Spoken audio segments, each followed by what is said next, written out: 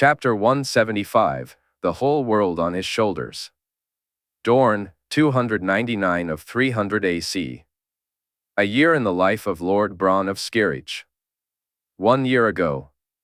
As Bronn watched Tyrion and Aerion land before him, he felt a reluctance to share what he had done. It wasn't his fault, and he had had no choice, but he knew that reasoning might not matter.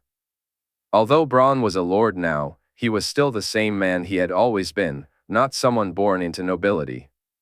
To make matters worse, he wasn't even Dornish. A true Dornish lord would have faced no consequences for his actions. In fact, he might have been celebrated for them. Had he been a prince, he might have even received an epithet, much like Oberyn had after killing the Ironwood Lord. Yet according to Nym, her father hadn't actually killed the man. Bronn silently thanked the gods for Nym. Had she not arrived when she did, he would have found himself in even deeper trouble. As he watched Tyrion climb down from Ligeron's back and help Aerion do the same, Bronn knew he had to step forward and address this situation immediately. Soon, others would share their versions of events, and he had no doubt that he would come out worse in their tales than he would in his own. He moved forward, and although Tyrion was looking his way, his attention was still focused more on Aerion. It was only when he noticed Tyrion's expression that Tyrion said something to Aerion. Then, as Aerion escorted the princess to her chambers to change, Tyrion approached him. "What happened?" Tyrion asked. "It wasn't my fault," Bronn replied. "What did you do?" Tyrion pressed. "He had it coming," Bronn said. "Had what coming? Who had it coming?" Tyrion asked irritably as they entered the old palace. "I had no choice. It was him or me, and you know I'm always going to choose me," Bronn said, trying to laugh it off. "Bronn, what the hell did you do?" Tyrion asked, his voice rising as he stopped to look at him. The day before, Bronn had delivered a lesson that was harsh but fair, following Tyrion's instructions to the letter. As he helped Ser Anren Gargalen up from the ground, Bronn leaned in close, making it clear whose disfavor the man had earned. "My prince sends his regards. You do well to ensure he doesn't seek to do so again," Bronn whispered, smiling as he held the man's hand. "Fuck your prince," Ser Anren muttered. "Careful, or the next lesson I deliver will be far harsher," Bronn replied, releasing his grip and watching as Ser Anren fell back to the ground. Bronn then moved over to his wife, accepting her kiss. Their eyes drifted to Nym, who was speaking with Aerion, yet still managed to smile at them both. Tyrion was conversing with Jaehaerys, but his gaze was also on Bronn and his wife. Bronn smirked and nodded at Tyrion, looking forward to the feast that night and the promises it held. The expressions on his wife's face, her sisters, and Nym's all hinted at a night he wouldn't soon forget. It wasn't always that they shared their bed together, and both Jaehaerys and Nym had made a game of rewarding him only when he pleased them. It was a game he thoroughly enjoyed, and given the looks on their faces, he was certain he'd won this time. He felt a twinge of disappointment when Tyrion and Aerion took to the skies instead of staying to enjoy the feast. He knew they wouldn't return until the next day. Tyrion had confided in him that nothing compared to the open sky and lying in the desert afterward. Bronn, for once wisely keeping his lips sealed, refrained from joking that it was perhaps the cold night breeze on his exposed backside that Tyrion truly relished. To keep himself entertained, Bronn had grown to appreciate the company and wit of the man beside him, even when it annoyed him. He found himself sitting with his wife, her sister, and Nym, paying closer attention to the room than usual. Lady Silva was seated with her betrothed, Ser Anren, who was clearly still simmering. Despite her efforts to soothe his bruised ego, it was evident that she wasn't getting through to him. Bronn resisted the urge to raise his glass and offer the man a toast, though it was a challenge to hold back. Eventually, the night drew to a close, and Bronn's reward was even better than he'd anticipated.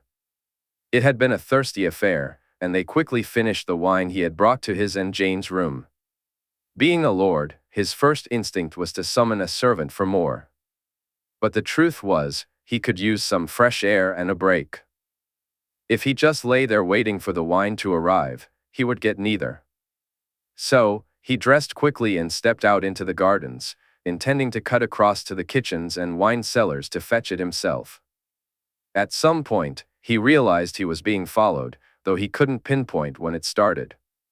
All he knew was that he was being tracked, and he cursed the fact that he only had a dirk with him.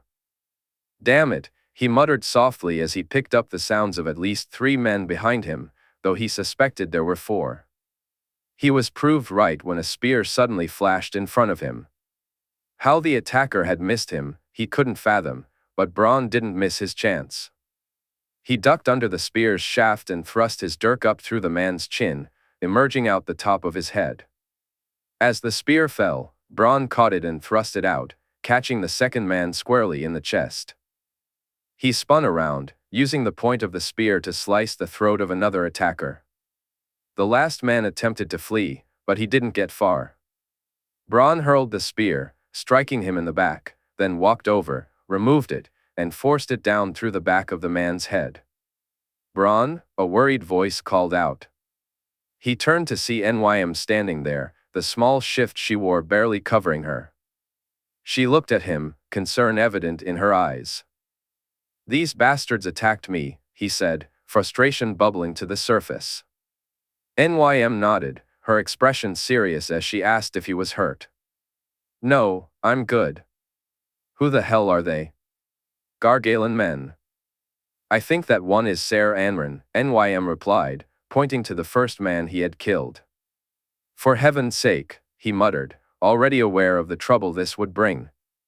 The following day, he looked to Tyrion, who was shaking his head as Bronn finished recounting the tale. Bronn found himself unable to decipher the look on Tyrion's face. They had made it to his solar, and he watched as Tyrion took a seat and poured them both some wine. Bronn quickly downed his glass and poured another for himself. "One night I leave you alone," Tyrion said with a snort. "It wasn't my fault," Bronn replied, shrugging his shoulders, realizing that Tyrion didn't seem as angry as he could have been. "Nym will confirm this?" Tyrion asked. "She will." "It wasn't my intent, Tyrion. The bastard came out of nowhere. Had I known it was him, I wouldn't have killed him, just hurt him a little," Bronn said with a chuckle. "Lady Silva will be furious," Tyrion remarked, an odd smile on his face that Bronn couldn't quite understand. "Tyrion? It seems my schemes cost the lady a chance at love. She had sought another husband, and because of me, she was forced to deny her heart and marry Ser Andre, someone else whose heart lies in another direction," Tyrion said with a laugh. "Life and love, don't let anyone ever tell you they won't kick you in the arse if you mess with them." "You're not angry?" Bronn asked, taking a sip of his wine as he studied Tyrion. "I'm furious, and Arianne will be even more so. There will be quite a show, and I expect you to be your most humble and apologetic self." "Thank the gods you're in the service of a dragon rider," Tyrion said, a hint of amusement in his voice. "Your wife is a romantic at heart," Bronn remarked. "Were she not?" Tyrion asked, a hint of worry in his voice. "Oh, Bronn, if she weren't, I'd at least give you leave to run," Tyrion chuckled. As he watched Tyrion and Arianne land, memories flooded back, and for some reason, Bronn felt compelled to play a joke on his prince before the day ended. A year ago, Bronn had stood before the princess and prince consort of Dorne, along with all its lords and ladies, pleading his case. Nym had spoken, and while some were displeased with his actions, many more were thrilled. None more so than the 2 ladies whose betrothals had been altered just before his plea. Lady Silva and Ser Andre's engagement was immediately broken, allowing the knight to follow his heart and marry Lady Alina Svaith, a change that delighted both of them. As for Lady Silva, Ser Aaron, the man she had broken her own betrothal for due to Tyrion's plots and schemes, was now set to be her husband once again. Even someone like Bronn, who wasn't a romantic at heart like the princess, could see how welcome this news was by everyone involved. He watched as Tyrion helped Arianne down from Ligeron's back, the dragon's chain mail armor making the task easier. Nym and Jane quickly moved to Ariane's side while Tyrion glanced over at Bronn and approached him. Bronn did his best to feign a worried expression. Though he wasn't skilled at mummery, it seemed to have the desired effect, as Tyrion glared at him. "What happened?" Tyrion asked, and Bronn had to bite the inside of his cheek to suppress his laughter. "It wasn't my fault," Bronn replied. "Bronn?" Tyrion asked, his annoyance evident. Bronn lost his battle and burst out laughing. "Bronn?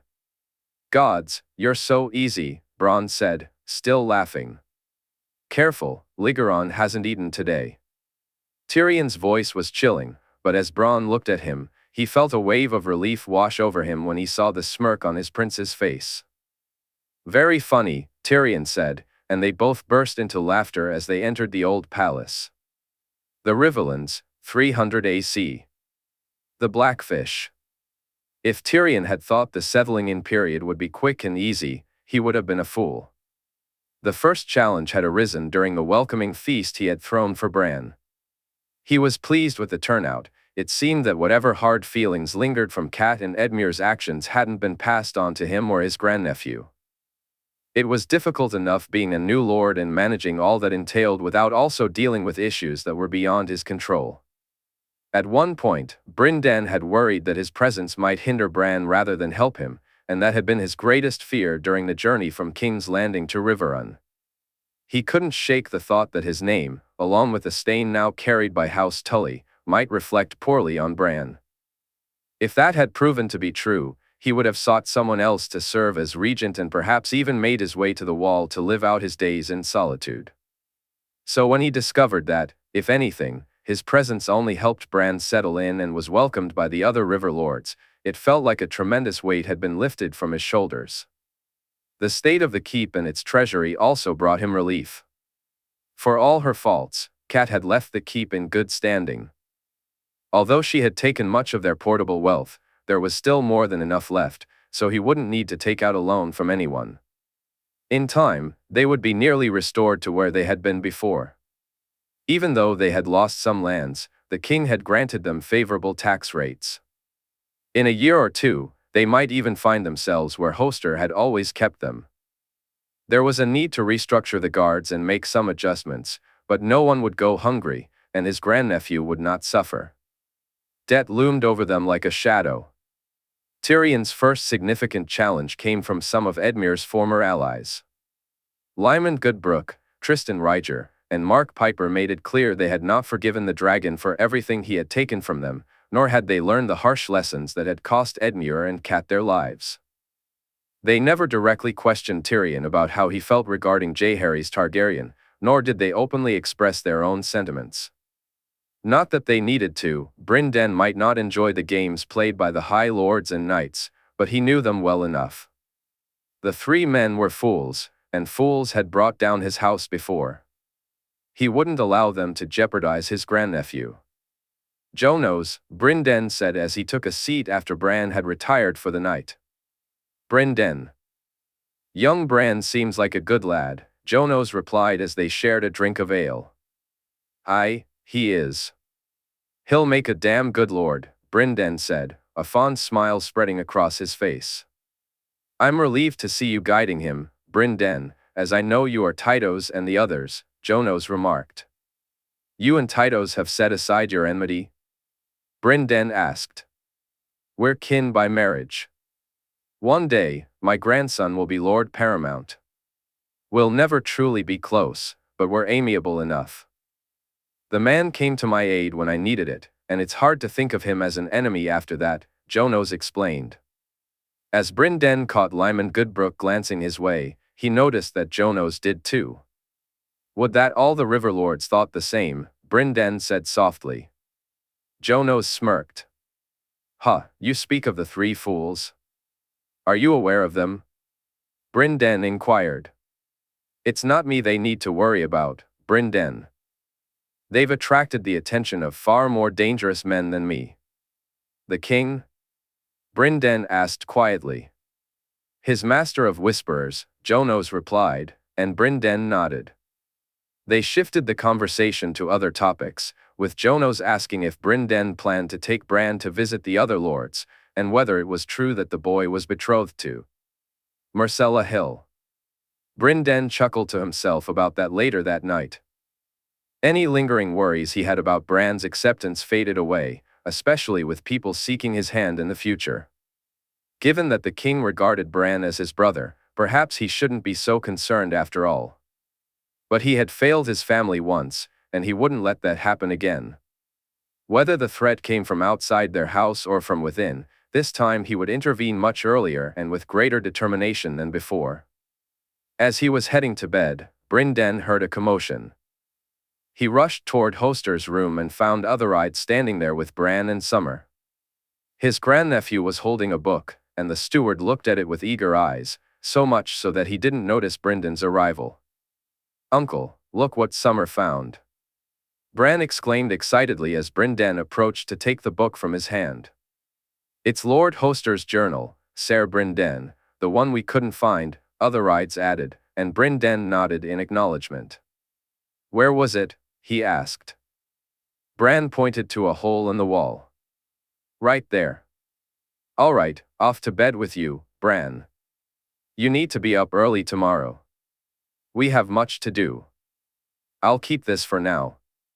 Now go, it's far too late for you to be awake," he chided gently. Bran nodded and, with Summer at his side, left the room.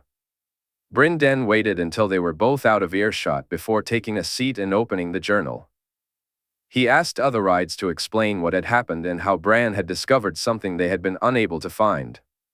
Hearing that it was the wolf that led Bran to it was not as surprising as it should have been. Brynden had spent enough time around the dire wolves to know they were not ordinary creatures. They possessed an intelligence that felt almost unnatural, and he recalled his niece telling Bran that the wolves always know, whatever that meant. After dismissing authorized, Brynden began to read the journal. Though he had only intended to skim through it, he found himself engrossed, reading every word until dawn broke. By the time he finished reading, Brynden had experienced a whirlwind of emotions throughout the night, so many that he could hardly recall which feelings had surfaced at which moment. All he knew was that he had been so enraged by the contents of the journal that he nearly tore the book in half. The implications of what might have been if Hoster had acted differently were now pounding in his head like a blinding headache. Would Edmure still be alive? Would Catelyn? Would his niece have corrupted his grandnephew and forced the king to take his life as well? Why hadn't Hoster confided in him or handed him the letter? What had Edmure done? Each question dragged him into darker thoughts, and he couldn't shake the belief that if Edmure were still alive, he might become a kinslayer by killing him on the spot. With every fiber of his being, Brynden was convinced that Edmure had at least played a role in Hoster's death, if not being directly responsible for it. If Hoster had named him as his heir, Catelyn would have become Bran's regent, and things might have turned out far worse, given her irrational hatred for the king. She would have wielded her power as regent, and Bran would have suffered as she had. Brynden believed that Hoster had made one last desperate attempt to reach Edmure, a final effort to guide him onto the right path, and it had cost him his life. What was he to do now? If word of this got out, their shame would deepen even further. His first instinct was to throw the journal into the fire, but he knew he couldn't do that. The words needed to be spoken aloud. Perhaps they would cast his brother in a better light and remove some of the stains on his name. As for Edmure, nothing could redeem him, no matter what further revelations came to light. He couldn't help but chuckle at the irony. Both Edmure and Catelyn had spent years fretting over Jon Snow usurping Robb, yet in the end, it was his own nephew and Catelyn's own brother who had usurped Bran. As he rose to his feet, he heard the familiar creak of the floor beneath him. He sighed deeply, feeling the weight of the moment. Perhaps this would finally strip away the last remnants of loyalty that the three fools held for his nephew and set them on the right path. Or perhaps it wouldn't. By the end of the day, all the River Lords would know the truth about Edmure, and he would ensure a raven was sent to King's Landing, warning them about Mark, Tristan, and Lymond. Their fates rested in their own hands, in the hands of the gods, and in the hands of the dragon. Brynden had washed his hands of them. In King's Landing, in the year 300 AC, Rosalind felt a knot of nerves as she was summoned to the king's chambers. She knew what she desired, but she would never dare to ask for it outright. Instead, she hoped and prayed that it would be offered to her. The stories of Jaehaerys and Marjorie were familiar tales that she and the other women at the Twins had heard many times. She believed there was a good chance she would be rewarded for revealing the truth about the king's father's remains.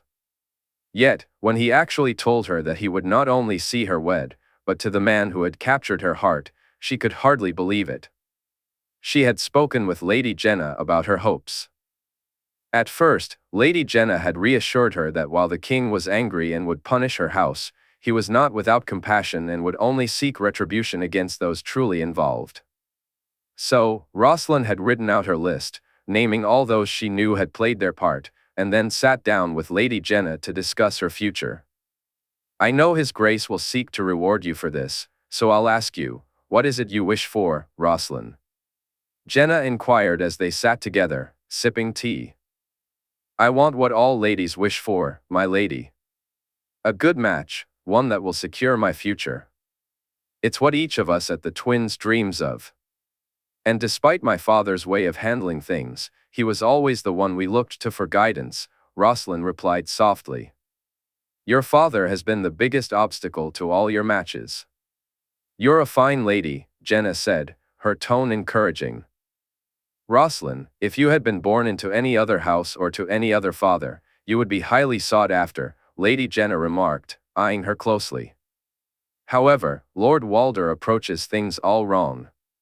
He demands and pesters instead of requesting, and he aims far too high. He sought my nephew's hand, did he not?" "He did, my lady," Rosalind replied, unable to meet the woman's gaze. "A prince of House Targaryen, and he sought a match with him. Even if my nephew were who the realm believed him to be, your father still aimed too high. Make sure you don't repeat his mistake," Lady Jenna advised. Rosalind nodded in agreement. "Now, with that in mind, who is it that you have your eye on?" Lady Jenna asked. There had been surprise when Rosalind had shared her thoughts, even shock, especially when she revealed her desires to her brothers. Both Perwyn and Oliver had been aghast at their father's actions, but what truly shocked them was when she expressed her wish to marry a Northern Lord's son. Each of them had tried to dissuade her, bringing up concerns about the faith, the harshness of the North, and even disparaging the man who had captured her fancy. It was not what she had expected when she arrived in King's Landing. She hadn't come to witness the Small John fight in the melee or to find herself smitten, yet that's exactly what had happened, and it felt so right to her.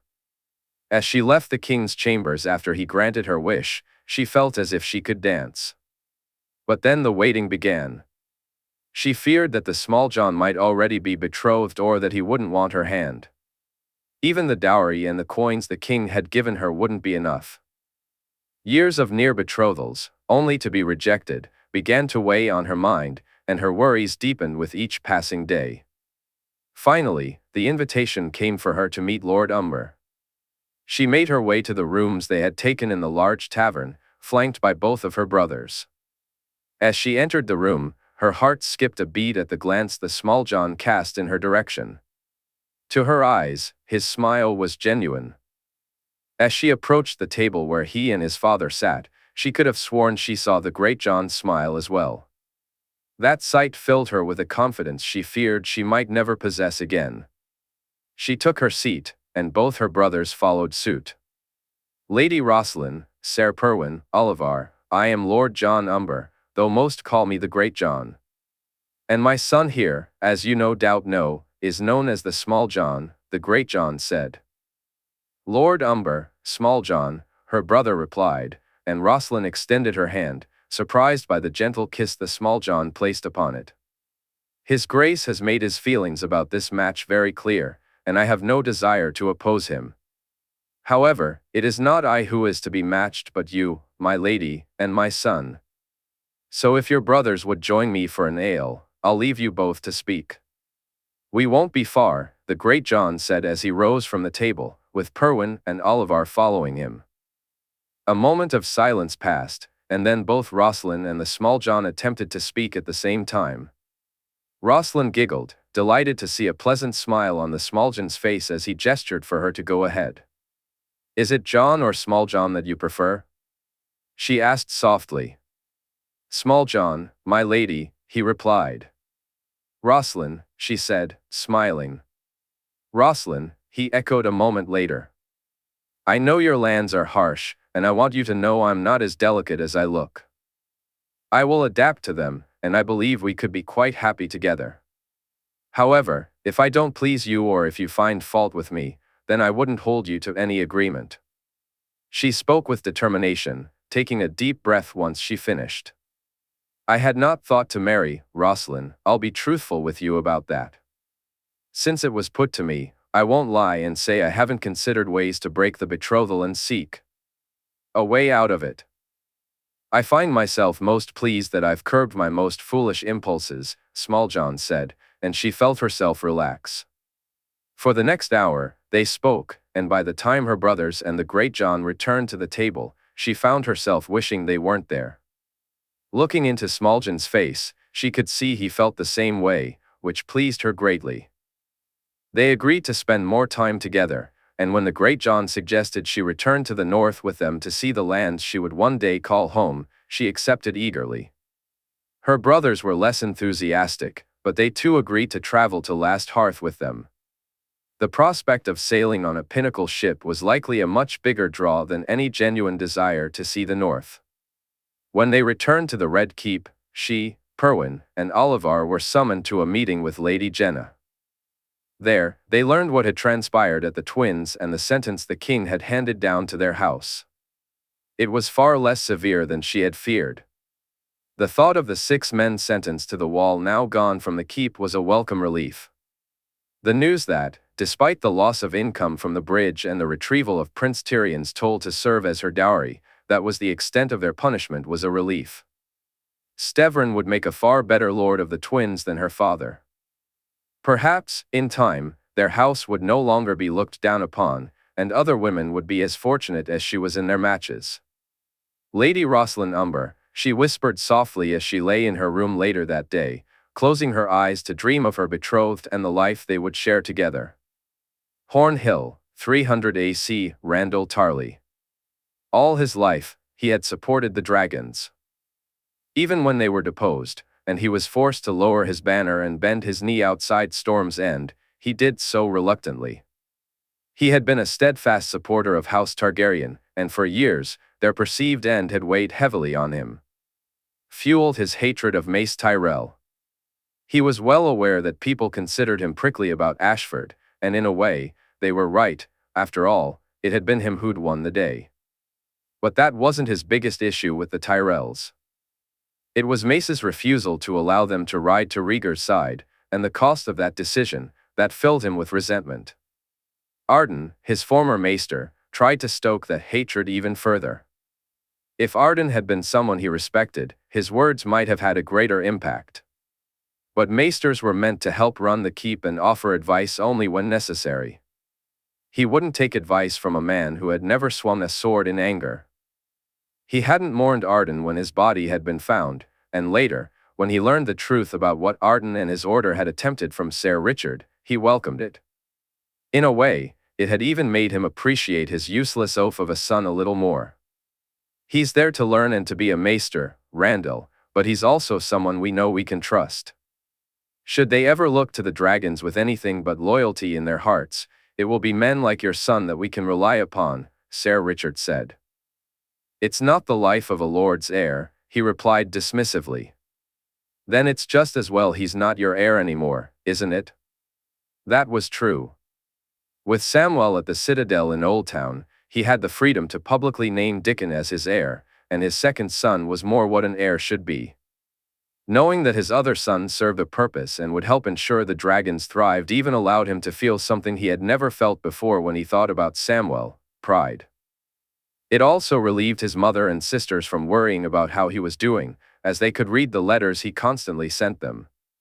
This made his own life easier in that regard as well. In some ways, Randall was a very different man than he had been over the past few years. Discovering the truth about Jon Snow and later seeing him with Ser Arthur Dayne had come as a shock, yet one that he. Randall welcomed the boy, despite him being thought of as a bastard. Even he had been impressed by the boy's skills with a sword. When they faced each other and he was defeated, Randall would have accepted it as being bested by the better man.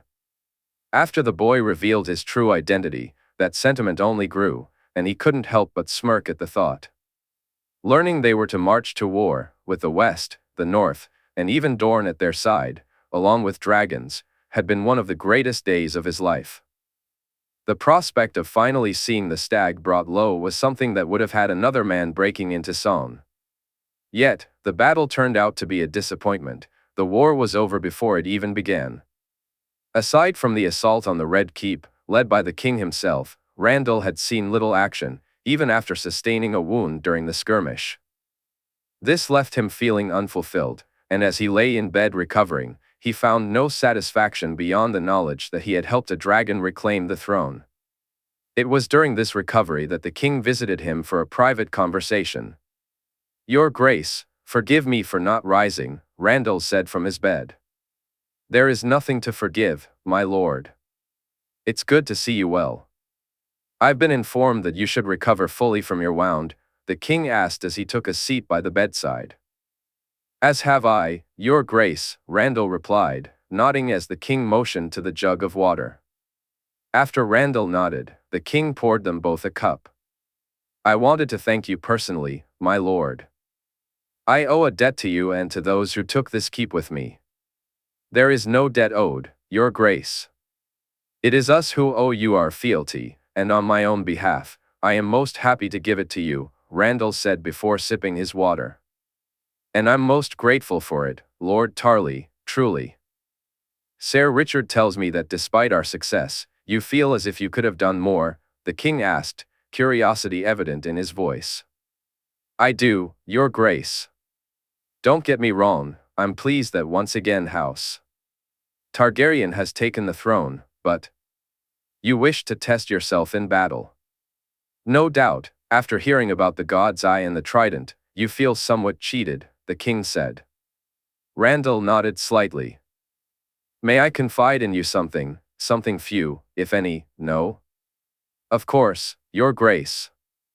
"I'd be honored to hear it," Randall replied, sitting up a little straighter in his bed. "It pleases me that the battles fought went so smoothly. Not just because I care for my allies, though I very much do, but because this is not the only fight yet to come.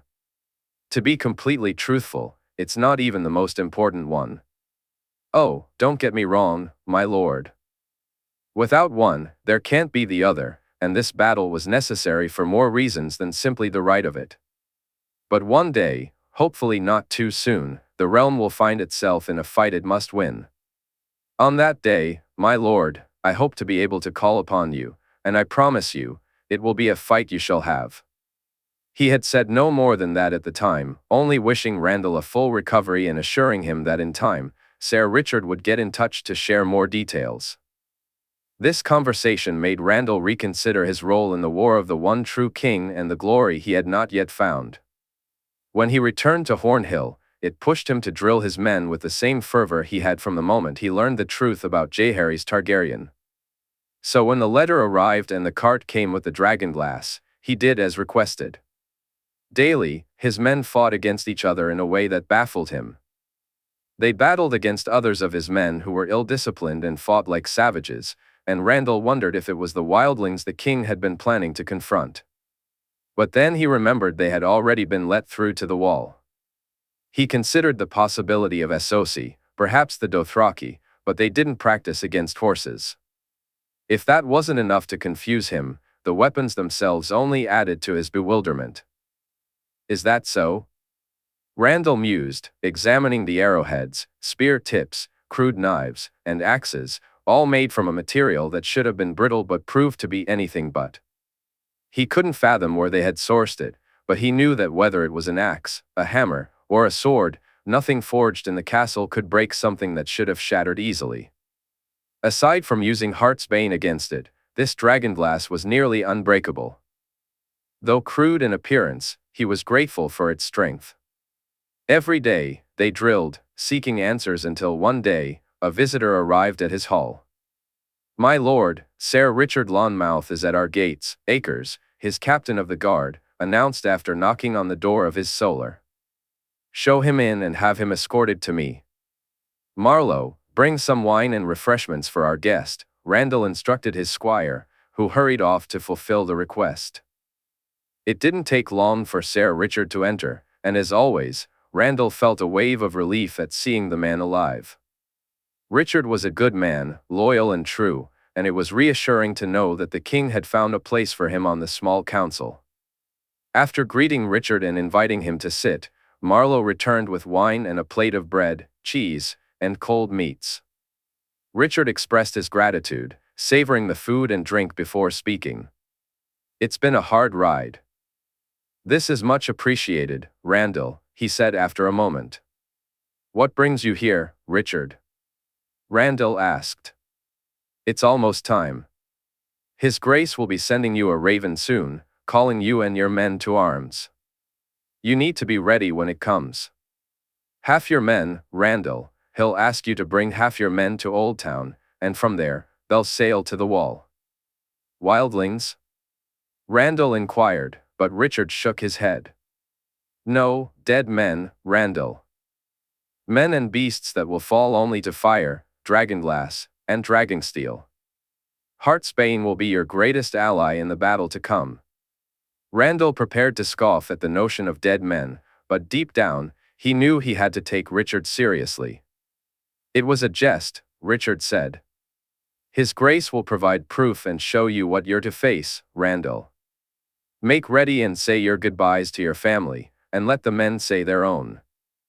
The call is coming, and it will be but weeks, not even a moon, when it does." He smiled as he looked at Randall, the king's words ringing true. Whether he was facing the dead or some other enemy mattered little to him. What mattered was that the fight was approaching, and he would play his part, just as he had at Ashford. The Vale, 300 AC, Lady Anya Wainwood had observed how predictable men could be. Her grandson had fallen for his betrothed the moment he laid eyes on her fair beauty. Lady Leona embodied the same charm that all members of House Tyrell possessed, to varying degrees. From a distance, dressed in the queen's garments, one might mistake her for the queen herself. Even up close, there were times she could have been her Grace's twin. As soon as Leona smiled and Roland kissed her hand, it was clear he was smitten. Leona, however, took a little longer to warm up, needing time with Roland before Anya began to see signs that she was at least not against the match. After about a week at Ironoaks, it was evident that Leona was far more enthusiastic about it than Anya had anticipated. Ironoaks pleased the lady, and knowing that Leona would one day be the lady of the keep only added to her satisfaction. Anya herself found Leona to be a delight, smart, charming, and possessing a keen wit. She was everything Anya had ever wished for in a granddaughter. The fact that the match was fortuitous only made her happier. Yet, despite all of this, it wasn't Roland and Lady Leona that occupied her thoughts now. It was Donnell and the news she had to share with him, something she had been eager to do since the Queen informed her of it. Had it not been for Lady Leona and her brother, Sir Lionel, wanting to visit Ironoaks to meet her betrothed. Anya cursed herself for not bringing Roland with her to King's Landing. If she had, she and Morton would have already traveled to speak with her second son. Instead, she had to wait until Lady Leona, her brother, their escort, and Roland had departed. Arrangements were in place for Roland to travel to Highgarden and meet with Sir Leo, Lady Alice, and the rest of Leona's family. On the same day that she said her goodbyes, Anya had Morton assemble their own guard, and they quickly began their journey to the Bloody Gate. "Wouldn't a letter suffice, Mother?" Morton asked, raising an eyebrow. Anya glowered at him and shook her head. "I won't inform your brother of his new role through a letter. I intend for us to travel to the Eyrie and assess everything needed once we arrive. Then we will scout the lands for the best location to build a keep, as per her Grace's request," she replied firmly. Morton nodded. Perhaps you have a point. Donnell would probably run from the bloody gate if he read it first, he said with a chuckle. The time it took them to travel to the bloody gate passed quickly. Anya found that her excitement about the journey made the days fly by. Surprisingly, she even enjoyed camping out, which was something she usually disliked. Sitting by the fire, eating freshly caught and cooked food, and listening to her son and their men talk added to her enjoyment instead of detracting from it. They had brought a large party to ensure there was no trouble from the mountain tribes and only had to fend off one attack along the way. The nature of that attack lingered in her mind as they reached the bloody gate. A large eagle had squawked loudly overhead, foiling the ambush. Unlike Morton, Anya remained convinced that the eagle had acted deliberately, and she didn't believe it was merely the gods watching over them. Tales of such happenings filled her thoughts as they continued on their journey. The tales of what the king could achieve with birds and other animals were often discussed among the men of the Vale, and Anya found herself believing them more than ever. "Mother, what are you doing here?"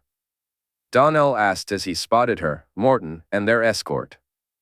"Is that any way to greet the woman who brought you into the world?" she replied, smirking and winking at young Sandor. "I'm always pleased to see you, mother."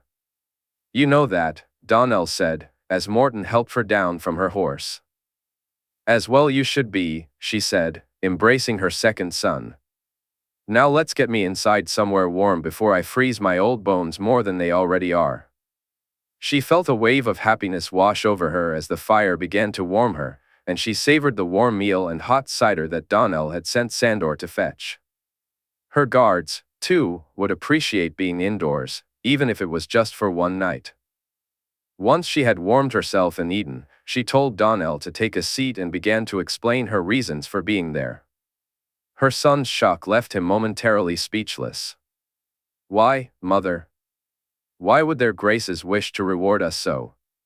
Donnell finally asked after what felt like an eternity. "Despite his deserving fate, I believe their graces had no desire to see Harold fall. If they were as some feared, they would have stripped him of land and title right from the start.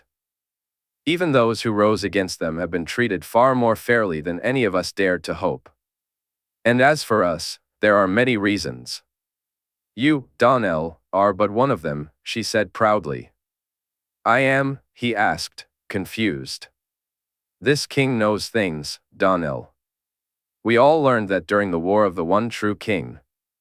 At every turn, we were in the dark while those on his grace's side seemed to know far more than we did, and I would wager his grace knew even more than them. I have no doubt word has reached him about your part at the gate, about what you said and what I said.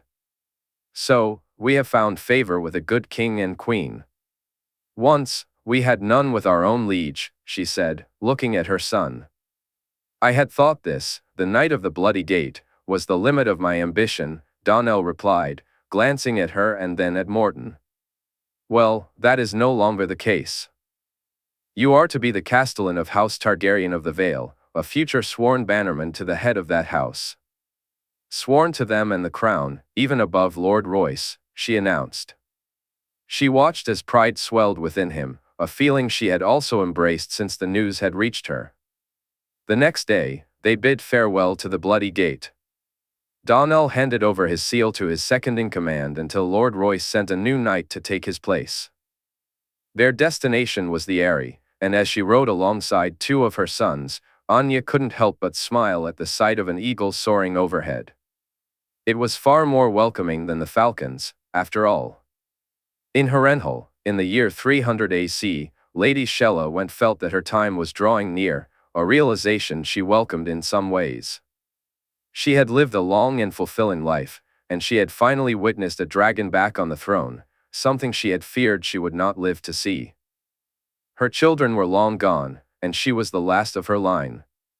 Where once she would have feared for Harrenhal's future after her passing, she no longer felt that dread. The seat of a Targaryen prince or princess, her home honored in such a way, and her sigil incorporated into theirs, it was not a bad legacy to leave behind. Kneeling by the weirwood, she whispered her prayers. They were not her gods, nor Oswell's, but they were the gods of the king they both served. That was why she had seen his bones laid to rest beneath the trees after the king had returned him to her. His words about the trees lingered in her mind, and Shella smiled as she recalled them. The old gods watched the world through the weirwoods, Lady Shella. That's what the North believes, and I know. They watch me through them. When I kneel and speak to them, offering my prayers, my thanks, and sharing my fears, I know they can see and hear me, the king said. Then perhaps you have the right of it, your grace, and it's us who follow the seven incorrectly? She asked, looking up at him. No, my lady. Anyone with faith has the right of it, whatever it is that they believe in. At times, he reminded her of his father, even though she had only spoken to them both on a few occasions. There was an earnestness about him that brought back memories of the prince, yet he was different too. She wondered if that was his mother shining through. Struggling to her feet, she coughed softly, pressing her handkerchief to her mouth. When she pulled it away, she saw the blood staining the fabric as she wiped her lips. My lady, do you require help? Maya asked, concern etched on her face. Shella shook her head and turned to the young woman. Robert Baratheon's daughter she may be, but Maya had none of his temperament or animosity toward the dragons. In fact, Lady Maya Redfort might be one of the few people in the realm who thought even more highly of the king than Shella did. Shella had been surprised when Maya and her husband arrived, sharing their tale. The letter from the crown proved their words true, just as much as their presence did. They were to be sworn to the prince or princess of Harrenhal, seeking to explore the lands of their keep. In time, they would oversee its construction and serve as castellan of Harrenhal should the need arise. And arise it would, she thought with a smirk as Maya took her arm, guiding her back toward the keep. They hadn't gone far before the shadow of their heads was cast over them. Maya looked up in alarm as the white dragon flew overhead. Shella felt her heart race and glanced back at the weirwood, a wry smile playing on her lips. They didn't hurry through the god's wood, she simply wasn't able to. They managed to reach the courtyard before the king, and Shella was grateful for that. Harrenhal is yours, your grace, she said, curtsying. Maya, Michael, her own guards, and theirs all knelt beside her. I thank you for the welcome, my lady. Please rise, the king replied, and Shella found his intense gaze a bit unsettling. He greeted both Michael and Maya warmly, and they seemed pleased to see him. Then he asked if he could speak to her in private. They walked together to her solar, with Ser Arthur following behind the king. Once again, she felt the weight of his gaze. After they took their seats and refreshments were brought in, she found his looks disconcerting. She was relieved when he finally explained the reason for their meeting. Forgive my bluntness, Lady Went, but I had not intended to stop at Harrenhal on my way back to King's Landing. I wouldn't have, were it not for Rhaenys, the king said. Your dragon wished to stop here, your grace? She asked, curiosity piqued. She did, my lady. My sister believes your time is short. Forgive me for putting it so bluntly, he said, shaking his head. On that, she is right, your grace. My time is coming to an end, she admitted, surprised to see sadness cross his features as he looked back at her. It pains me to hear that, truly, my lady. No words I can offer will bring you solace, so perhaps actions will have to suffice. Your grace? Which of the towers can you see from your room, my lady? From your window? The king asked. The Tower of Ghosts, your grace, she replied, looking at him with curiosity. It's unused and empty, my lady? He inquired, and she nodded. Very well. I ask that you look from your window, though if you prefer, you can do so from the courtyard. Whichever provides a better view. The window, your grace, she said, and the king. An hour later, Shella stood at her window, accompanied by Maya, some servants, and Tothmer the maester. The sound of a psalm filled the air, drawing their attention. Suddenly, they were forced to look away as a brilliant light began to shine, brighter than anything Shella had ever seen. Excitement bubbled within her, She had heard tales of the king's actions against House Fry just days after they had taken place. Yet, nothing could prepare her for the breathtaking sight that unfolded as the light began to fade. The Tower of Ghosts stood before her, as if it had just been completed. Its black stone shimmered and sparkled in the sunlight. Eager to see it up close, Shella hurried from the room. When she reached the courtyard, she spotted the king standing with Ser Michael and Ser Arthur. As he noticed her, the king approached and offered her his arm, which she happily accepted. Around the courtyard, she could see the looks of admiration he was receiving. Although she couldn't hear the words Michael was saying to Maya, the wonder in his voice was unmistakable. By the 7, Shella gasped, her eyes wide as she took in what had once been a ruined September. The stone now appeared as if it had just been built.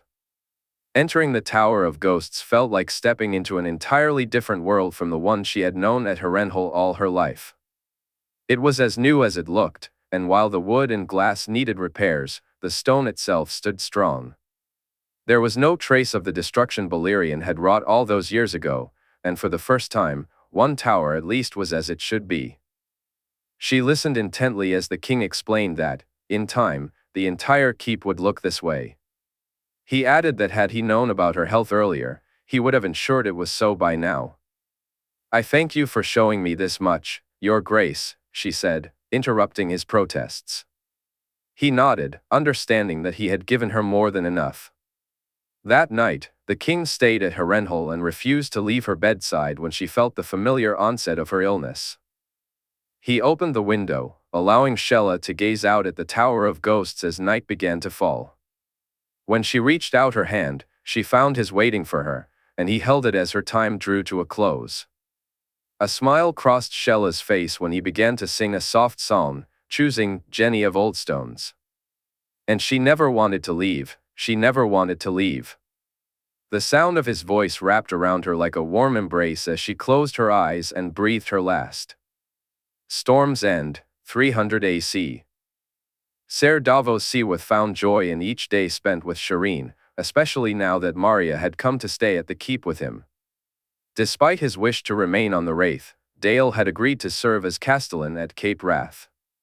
Davos knew his good daughter was pleased with that arrangement, as it kept him on land with her and their baby. Their first grandchild was a girl, and while Marya wished to stay and spoil her, Davos's duties would keep him at Storm's End for many years. A keep was no ship, which meant she could not join him there. Truth be told, he welcomed that. For far too many years, he and Marya had only seen each other when he wasn't at sea. Though he loved the Black Betha, he had missed far too much over the years. His sons, Devon, Stannis, and Stefan, needed their father, and they could receive a better education at Storm's End than anywhere else. But Shireen, she was the daughter of his heart, the one he and Marya hadn't been blessed with. She was the light of his life in so many ways, and for Davos, being by her side and helping her in any way he could was a source of immense gratitude. Watching her blossom into the young lady she would one day become filled him with joy. His relationship with Lady Sellis had changed over time because of Shireen and the lady's newfound faith in the Red God. Sellis still kept mainly to herself, but with him, she had become polite and respectful, a stark contrast to the scorn that had once marked their interactions. As for the other knights, lords of Shireen's family had begun to see him in a new light. None more so than Lord Renly, who was still a shadow of the man he once was, but perhaps that was for the best. Together, Shireen and the Lord had managed to win favor with the king and queen, resulting in the lifting of many restrictions. Taxes had been reduced, and they were increasingly welcomed into trade. In time, even though the Stormlands were diminished under Shireen's rule, they would find themselves in a much better position regarding wealth and prosperity. Their relationships with their vassals had improved as well. Shireen had a remarkable ability to understand what a lord or lady truly desired, something Davos often struggled to see himself. This was most evident in her dealings with Lady Shira and Lord Sebastian. With each new day, Davos found himself looking forward to what lay ahead. Yet, he had never expected this particular day to bring what it did. What do you mean there's a dragon at the gates?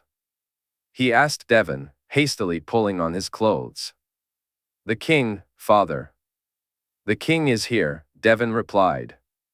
Davos instinctively touched the pouch around his neck, worry etched on his face as he rushed from his and Maria's rooms.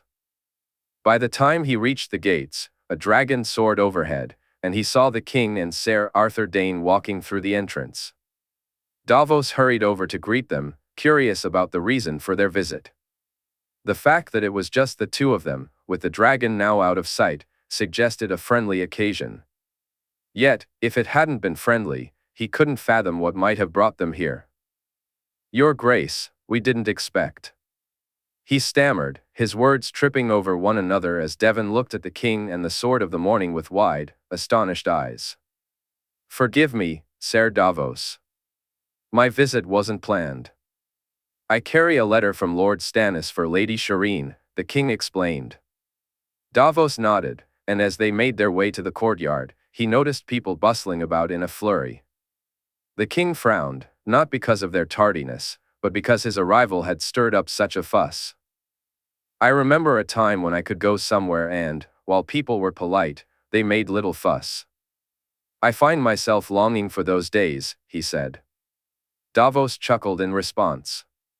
The curse of position, Your Grace, he replied, earning a smile from the king. Your boy, Ser Davos, forgive me, but while I know the names of your sons, I can't quite tell them apart, the king said, glancing at Devon. Devon, Your Grace, Davos replied, as Devon looked from his father to the king, wondering why they were discussing him. Devon, could you do a task for me? The king asked. Devon nodded, though Davos suspected his son might struggle to speak. Could you let Lady Shireen and anyone else you come across know that a welcome isn't necessary? I would greatly appreciate it if they could continue with their day. Can you do that for me, lad? Of course, Your Grace, at once, Your Grace, Devon said before dashing off after a quick nod to his father. The king's smile broadened as he watched Devon hurry to fulfill his request. By the time they reached the main hall, Shireen was seated, rather than coming outside to greet the king. Devon stood with Steffan and Stannis, and Davos smiled to see his wife holding their youngest by the hand. Storm's End is yours, Your Grace, Shireen said, acknowledging that while protocol may have been altered at the king's request, it hadn't been completely forgotten. I thank you, my lady, the king replied. Please forgive me for the lack of forewarning, as this visit was not something I had planned. If we may speak privately for a moment, I can explain it far better. Of course, Your Grace. Ser Davos, could you show his grace to my solar? Shireen asked, her voice sounding far more assured than the look on her face. Davos agreed to her request, offering her a warm smile as he prepared to lead the king away. The king hoped to reassure Shireen that there was no need to worry about his unexpected visit. It seemed to work, as by the time they reached the solar, Shireen appeared much more relaxed. The king declined the offer of refreshments, though he and Ser Arthur accepted some water. I came for 2 reasons, my lady. The first is to deliver this to you by my own hand, as I promised your father I would, the king said, handing Shireen a letter. Thank you, Your Grace, Shireen replied, her smile genuine as she held the letter in her hands. The second, Your Grace, he inquired a moment later when Shireen didn't respond. It's something I'm not entirely sure about, so I ask for your indulgence. The ruby you wear, my lady, the one gifted by my aunt that protects against and conceals the grayscale. I believe it is no longer necessary, and I wonder if I might ask you to remove it. The king's request made Shireen look at him with concern. Each time I've taken it off, the grayscale has returned, Your Grace, she said. I am not completely certain, but I believe this time it will not return, and that you won't need to wear the ruby anymore. May I? The king asked, reaching out to take it from around Shireen's neck. Davos watched as Shireen unclasped the chain and handed it to the king. The worry on her face deepened until she saw the smiles shared between the king and Davos. As the king took the chain from her hand, Shireen instinctively touched her unblemished face, and soon, she too was smiling. "How?" the king asked. "I discovered the cause of grayscale while in Essos, Ser Davos. It was a curse placed upon a prince of the Rhoyne and his people. I've lifted that curse, and I believe the disease itself no longer exists," the king explained as Shireen looked at him in disbelief. "I'm cured?" "Truly?" she asked, her eyes wide with hope. The king nodded. "You are, and while this may be worthless now for that, I find I may still have a use for it, so by your permission. Are you ready to leave?" the king asked, holding the ruby and the chain. "Of course, your grace." "I thank you, truly," Shireen replied. "There's no need for that, cousin." Though they offered to host a feast in his honor, the king made it clear he wished to return to King's Landing to be with his wife and daughter. He bid them farewell and prepared to leave the keep. However, before he reached the courtyard, his sons approached him with a request. "Would you show us a spar?" they asked eagerly. Davos almost stepped in to pull them aside but paused when he noticed the king smirking at Ser Arthur before agreeing. In the courtyard, the king stood with his wife and sons on one side and Shireen speaking to her mother on the other.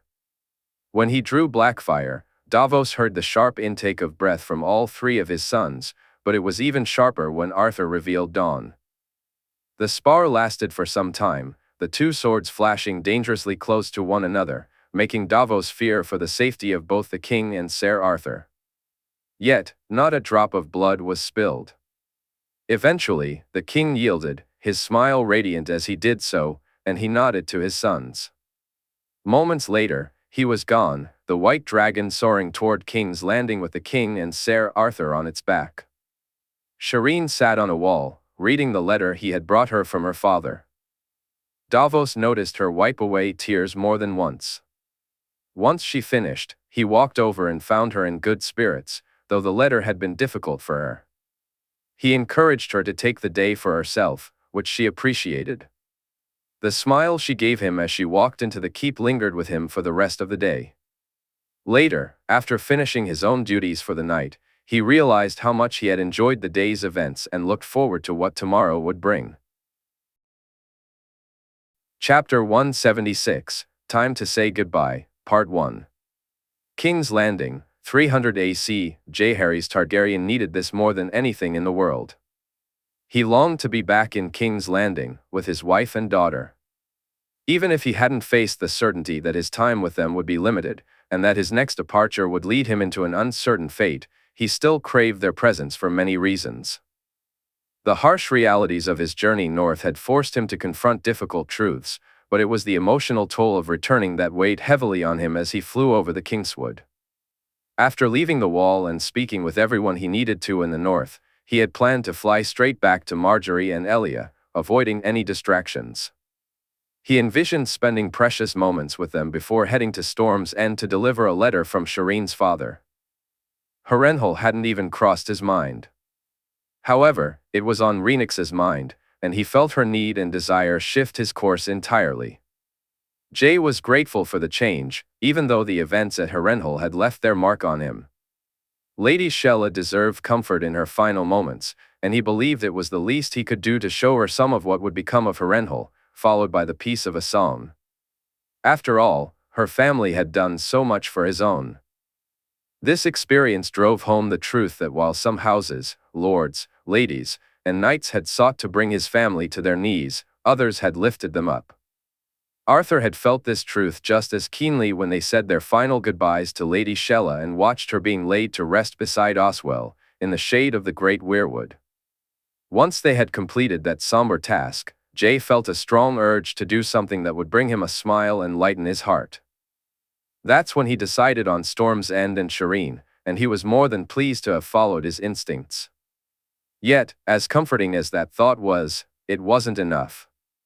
As the Red Keep came into view, he felt the weight of his emotions once more. He instructed Rhaenys to land there instead of at the Dragon Pit. Go, spend time with Rhaegal, Sandorix, and Elegon. Show them what they need to see, he said, leaning against her head after climbing down from her back. We must teach them, Jay, not just show them. We must teach them too, she replied. He assured her that they would, then turned to see Ser Richard and Ser Brienne before being enveloped in a warm embrace.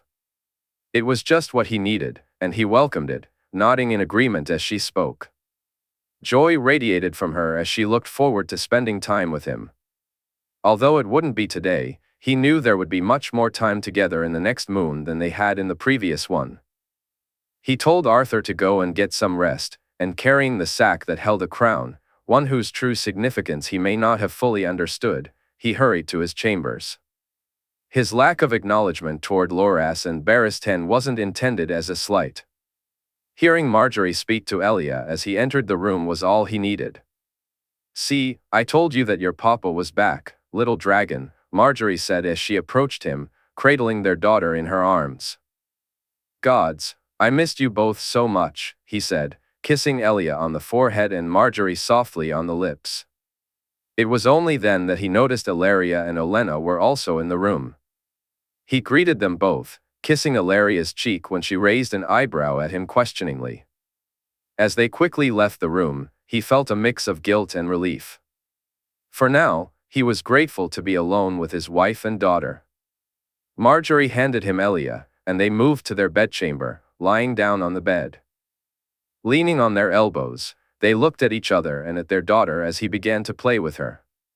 He was thankful that Margaery didn't ask any questions.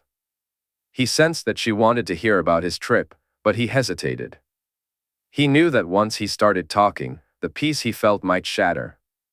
Instead, Margaery laughed as Elia played with his fingers, biting and gripping them tightly. Elia giggled when he tickled her gently. Margaery playfully chided him when he began to drift off, insisting he remove his armor before he could even think about resting. As soon as he shed the heavy gear and lay back down on the bed, sleep overtook him. This time, she let him doze off. His dreams were warm and inviting. He watched as Elia soared through the sky on the back of the indigo dragon, and a boy he believed to be his son flew beside her on a vibrant blue dragon. He felt Margaery's arms around him and glanced down to see a young boy playing with a small scarlet dragon. The boy's dark gray eyes sparkled with happiness as the little dragon chirped and landed on his shoulder. It was a dream he would give anything to see come true, and he hoped it was a sign of a bright future ahead. I'm up," he mumbled as he sat up in bed, looking around to find that night had fallen and he was alone. Rising to his feet, he walked out of the bedchamber and found Margaery sitting on the couch, sewing what looked like clothing for Elia. Their daughter lay peacefully in her crib, with Ghost, his loyal wolf, resting beside her, wide awake and ever watchful. In the corner, the indigo dragon slept on a pile of cushions, and he knew it wouldn't be long before it outgrew the space. He moved to where Margaery sat and took a seat beside her. She leaned in and kissed him, and he savored the feel of her lips against his. "Are you hungry?" she asked. He shook his head. "Perhaps later." "Have you eaten?" She replied that she hadn't, having waited for him. "I'll order something for us," he said. "We can eat and talk. There's much you need to know." He noticed her expression shift as she prepared to listen. Jay wore a worried frown.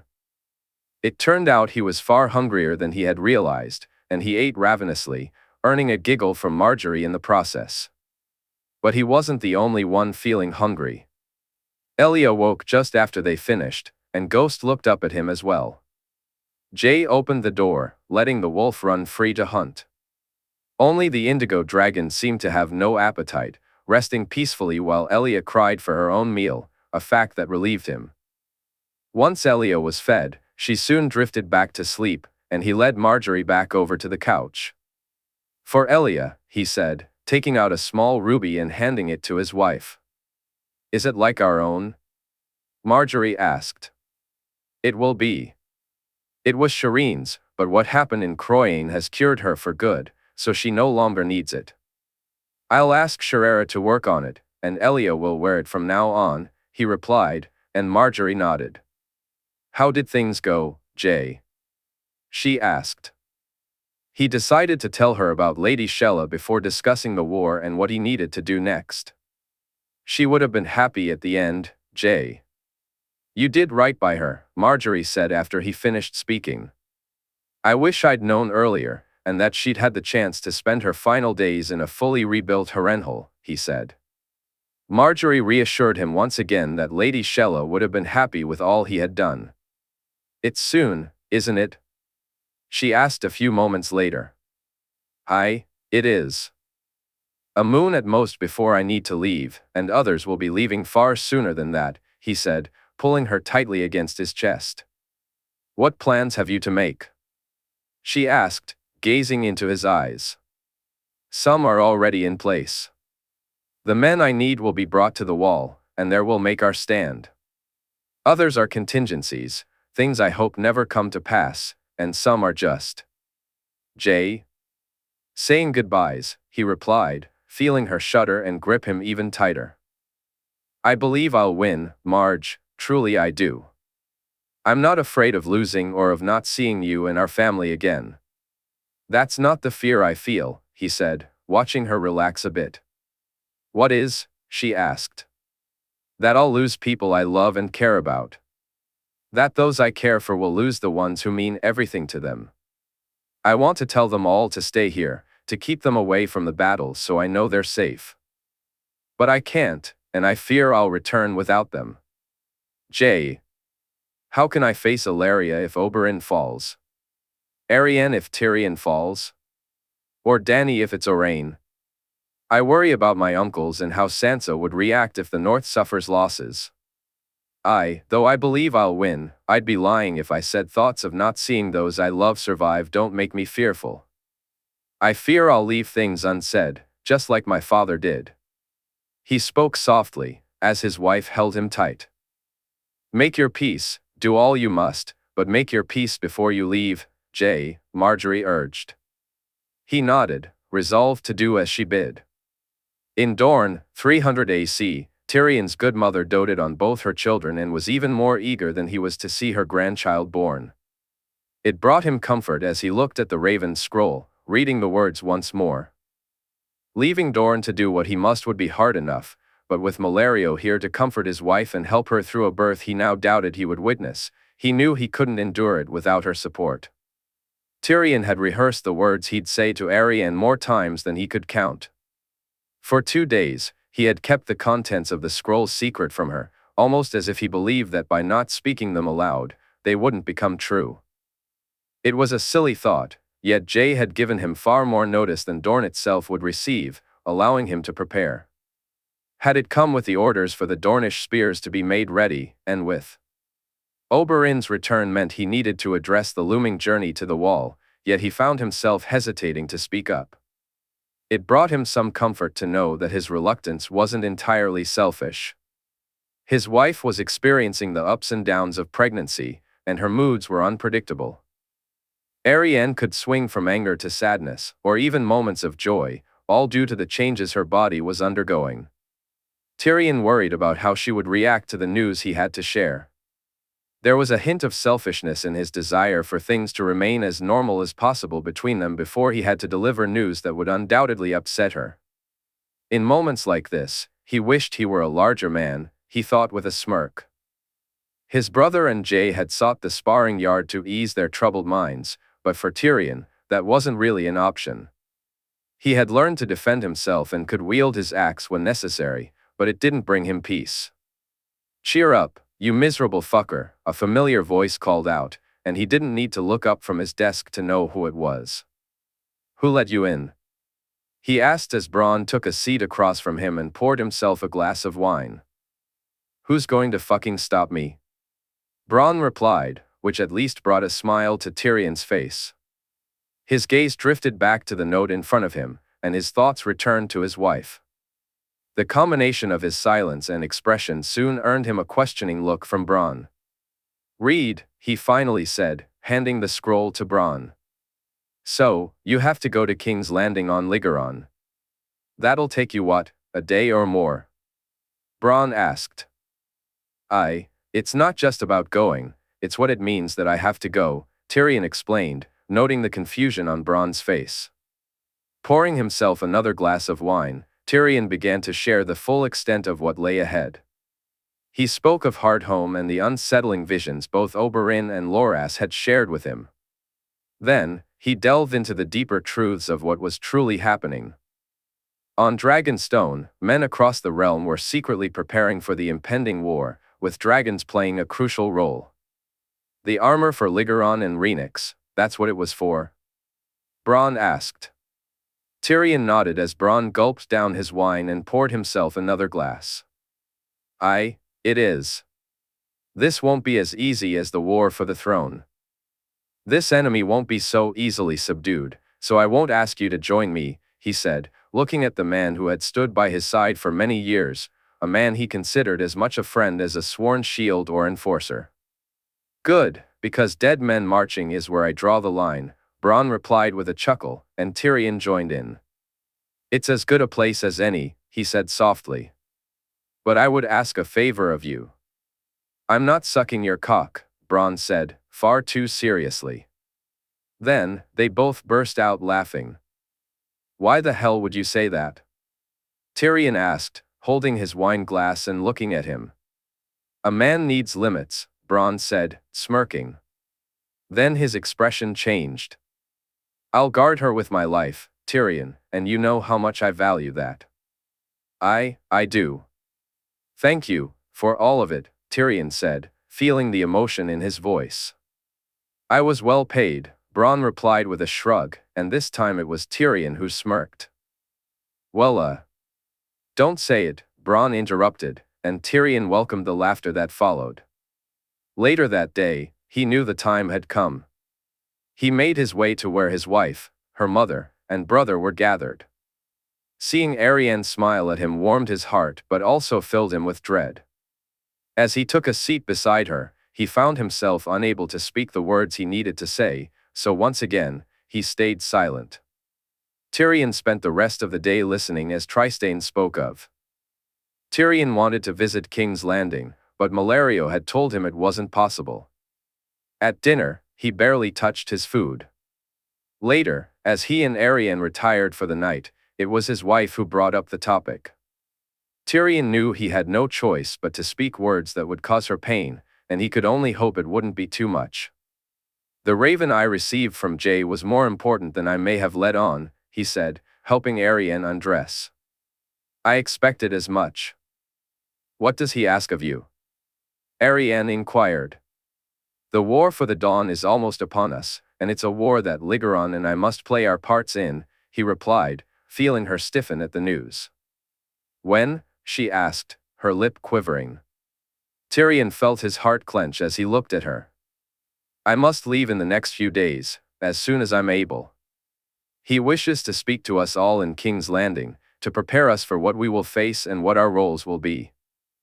Oberyn should be returning to Dorne shortly after I depart to gather the army and bring them to the wall. As he spoke, he shuddered when she brushed past him and sat down on the bed, tears falling silently. He knew he was powerless to stop them. You'll miss the babe being born, Arianne said after a few moments. I believe so, though I'm sure Jae will allow me to use the glass candles to see it once it arrives, he said, moving to sit beside her on the bed. And if I asked you not to go? She asked softly. Then for once, I'd have to go against my wife's wishes. My whole family will be part of this fight. People I care about will risk their lives, and I won't allow them to do so without me and Ligeron offering them what protection we can. Though she didn't respond in words, her silence spoke volumes, offering him a strange comfort. He held her in his arms as they lay in bed, both having exhausted themselves in their pursuit of pleasure. Now, his fingers brushed through her hair, and his arm enveloped her. She slept tightly against him, having asked him to promise he would return. Tyrion assured her he would take no more risks than absolutely necessary. Although he sensed that his words did not fully comfort her, he felt she found some solace in them. The same was true the following night. Despite wishing he could stay longer, he knew he could not.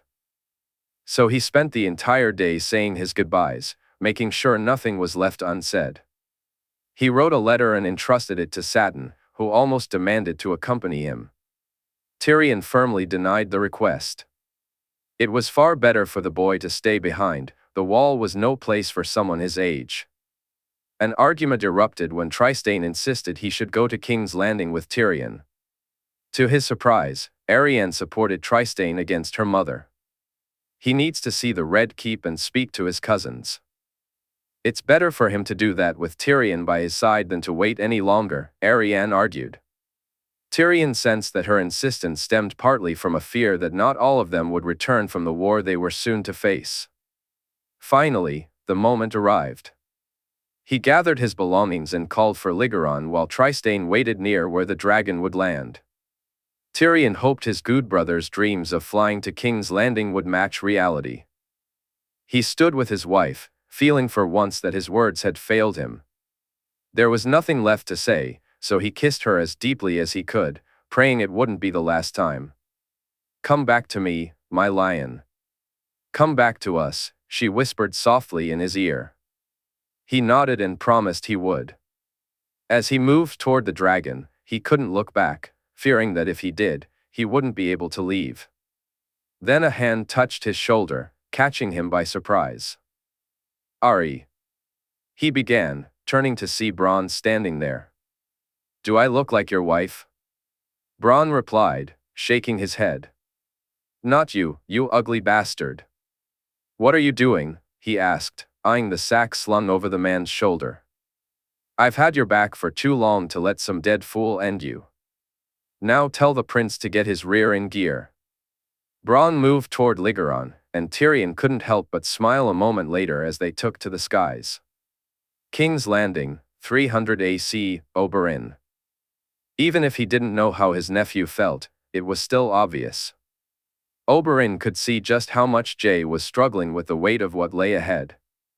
They had shared a dinner with just him, Illyria, and the girls, along with Jae, Marjorie, and Elia. Oberyn knew it was one of many family dinners Jae would host.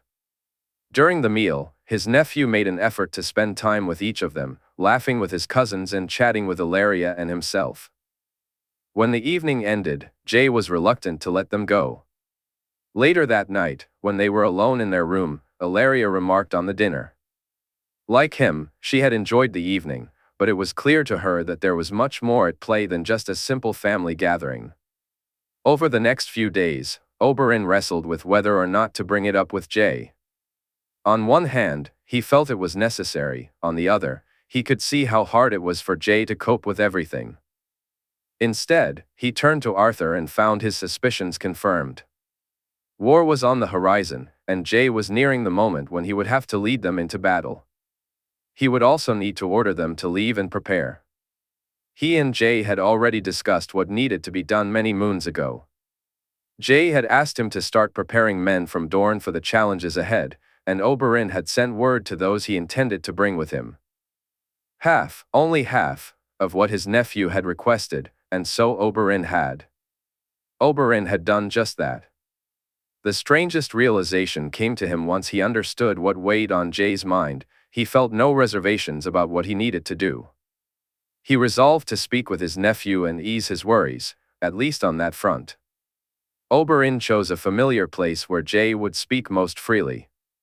As he waited, he twirled his spear, and it wasn't long before Jae arrived.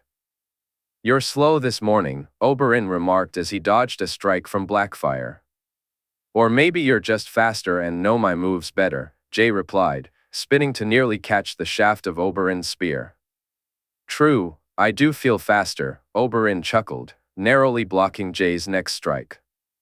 The spar continued, Oberyn holding his own in a fight he should have lost by now.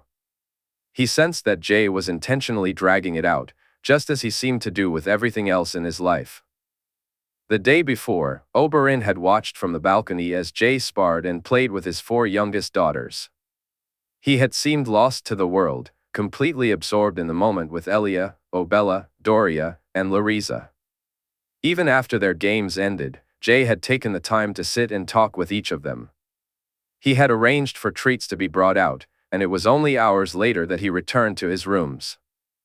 Jae didn't just spend time with his daughters, he made an effort with Jaime's children, Joy, his 2 squires, and of course, his own daughter, as well as Obara and Tyene. Oberyn had even heard that he, Marjorie, and Elia planned to visit Sarella and the girls she taught in the coming days. When the spar finally came to an end and Jae knocked Oberyn's spear from his hands, his nephew let out a deep sigh. The expression on Jae's face as he looked down at the fallen spear was one of resignation. Jae looked so sad at that moment, it was as if he was just an inch away from tears.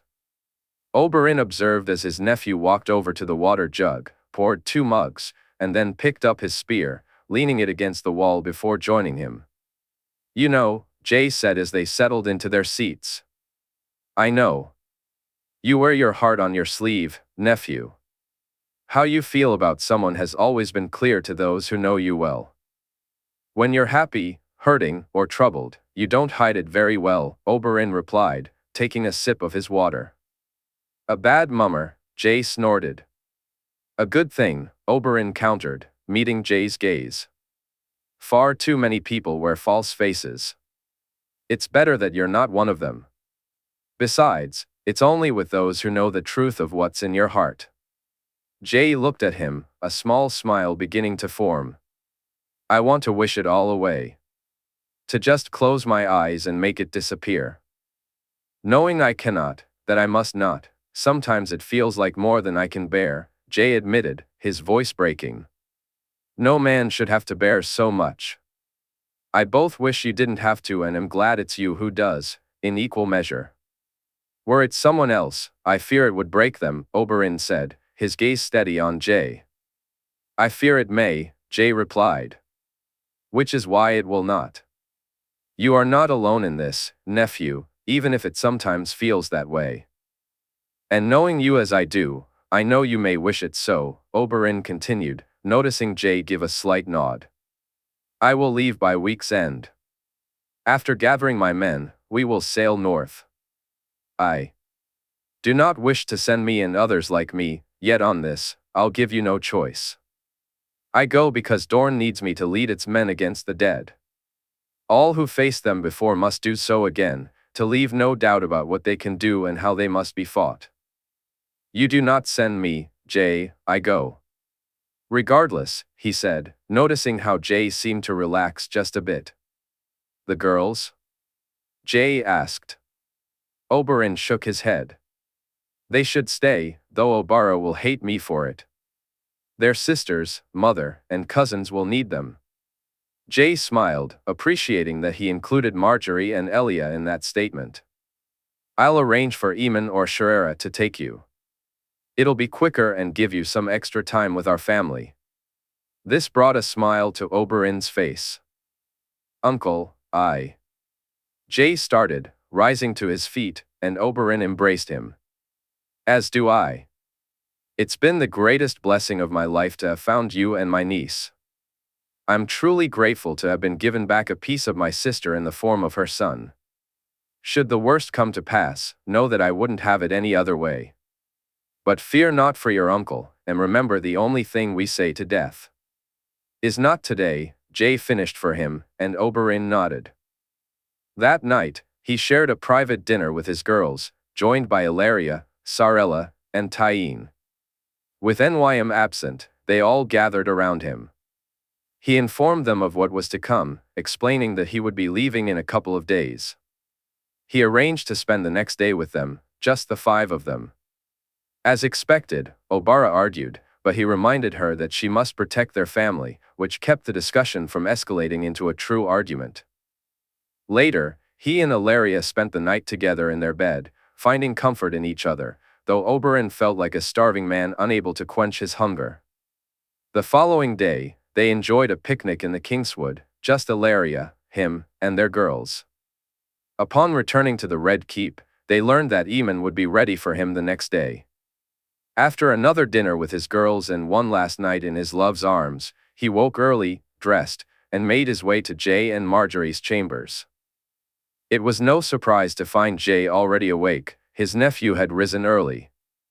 Oberyn rose early and stayed up later than usual, trying to squeeze in every precious moment with those he loved. Marjorie still rested, leaving him to spend time with Jay and Elia. As he held his grandniece in his arms, he couldn't help but see his sister reflected in her Targaryen features. He was ready to leave when Marjorie awoke, and he bid her and his grandniece farewell. There was no need for goodbyes with Jay, as he knew they would see each other again at the wall. Making his way to the dragon pit, he felt a sense of solitude, having already said his goodbyes to his family. Before long, he was atop Sandorix, a smile stretching across his face as they took to the sky. Rhaenys joined them almost immediately, flying alongside them for the remainder of the day. Oberyn found himself captivated by her presence, and each time he glanced at her, he noticed her eyes mirroring his gaze. They landed just shy of Mistwood, and while Aemon set up the fire, Oberyn spoke with Rhaenys, trying to ease her worries just as he had done with Jay. When he awoke the next morning, Rhaenys was gone, and by midday, he was soaring over the Dornish sands. There were more family goodbyes to make, his niece, nephew, and daughter, and he silently prayed that these farewells would not be final. Meanwhile, at Winterfell in 300 AC, Robb reflected on Willa, who had stayed behind in King's Landing with her grandfather. He knew Winifred had missed her sister during the journey north, but his own company, along with Lyanna Mormont, Alice, and Lady Rosalind Frey, had kept her spirits high. It came as a surprise to learn that Small John was to be wed, and even more surprising was the identity of his bride. The Great John explained it to him when he inquired, and while Robb understood the political implications, he couldn't quite grasp why the Umbers had agreed to it. Even with the dowry, he felt there was more to the story. Robb had never expected the Great John to agree to marry his heir to a Southern lady. However, the Great John soon explained his reasoning, and Robb began to see the sense in it. There are few ladies in the north of an appropriate age, other than Mead's girls, the Great John said, a fond smile spreading across his face as he expressed his pride in Small John. While I would welcome a she-bear as a goddaughter, I fear one of them might just kill my oaf of a son. So you accepted a Southern bride? Robb asked. A king's favor, a large dowry, and a lack of other choices. Truth be told, I feared he'd never wed. So, I accepted. She's a good lass, and they seem to get on well with each other, which is for the best. Indeed, they did seem to get along, and the lady had adjusted to the cold winds of the north far better than her two brothers had. Robb had found that both Olivar and Ser Perwyn, from House Frey, were not what he had expected. When they reached Bear Island, he had said his goodbyes to his sister, and Arya had made him promise to visit on her name day. Both he and Cregan were not allowed to return to the ship until they had fulfilled that promise. He had also said his farewells to the Great John and Small John, this time at Deepwood Motte. Now, it was Robb, Winifred, Cregan, and Alice who made their way to Winterfell. Cregan wanted to speak to his father about ships, and although Robb could have made those decisions himself and would be heavily involved in the discussions, he welcomed the company. He couldn't quite explain how he had missed the changes along the way, but it was only when they reached Winterfell that the truth became clear. They were preparing to march. The patrols they had spotted in the distance during their journey to Winterfell were much more significant than he had realized. If it hadn't been for Winifred and Alice riding with them, he and Cregan would have urged their horses to go harder in order to speak with his father sooner. As it was, they quickened their pace. Robb felt a wave of relief wash over him as he noticed his father seemed calm and collected upon their arrival. "Father," he said after helping Winifred down from her horse, while Cregan did the same for Alice. "It's good to see you, son." "You too, nephew," his father replied, glancing between them. He then turned to Winifred and Alice. "Lady Alice, your father and brothers are here, and they have much to discuss with you. Winifred, perhaps you could show Lady Alice to the guest quarters?" "Of course, Lord Stark," Winifred responded, and Robb kissed his wife's cheek before she and Alice made their way into the keep. "Father?" Robb asked as soon as they were alone. "You should both join me in my solar, we have much to talk about," his father said, prompting Robb and Cregan to follow him quickly. The warm fire in the solar was inviting, and they both gratefully accepted the ale his father offered them. After taking their seats, Robb studied his father and noticed the tension etched on his face. His posture had grown stiffer, and he seemed far less at ease than he had just moments before. Robb exchanged a concerned glance with Cregan, who shared his unease as they waited for his father to speak. Jae came to visit not long after the raven you sent arrived, his father began, his tone serious. He was on his way to speak to Benjen and Jeor at the wall. The time is upon us, and the dead march our way. Robb felt a chill at his father's words, wishing for a softer approach. How long? Cregan asked when Robb found himself at a loss for words. We march within the week, his father replied. We? Robb echoed, looking at him in disbelief. We, every one of us. This is a battle for the North, for every man and woman here. No true man with a blade can sit this one out. I've agreed to Jae's request that we send less than half our men, but I won't hold back our best. He's able to lead them alone, his father said, glancing first at Robb and then at Cregan. What about those left behind?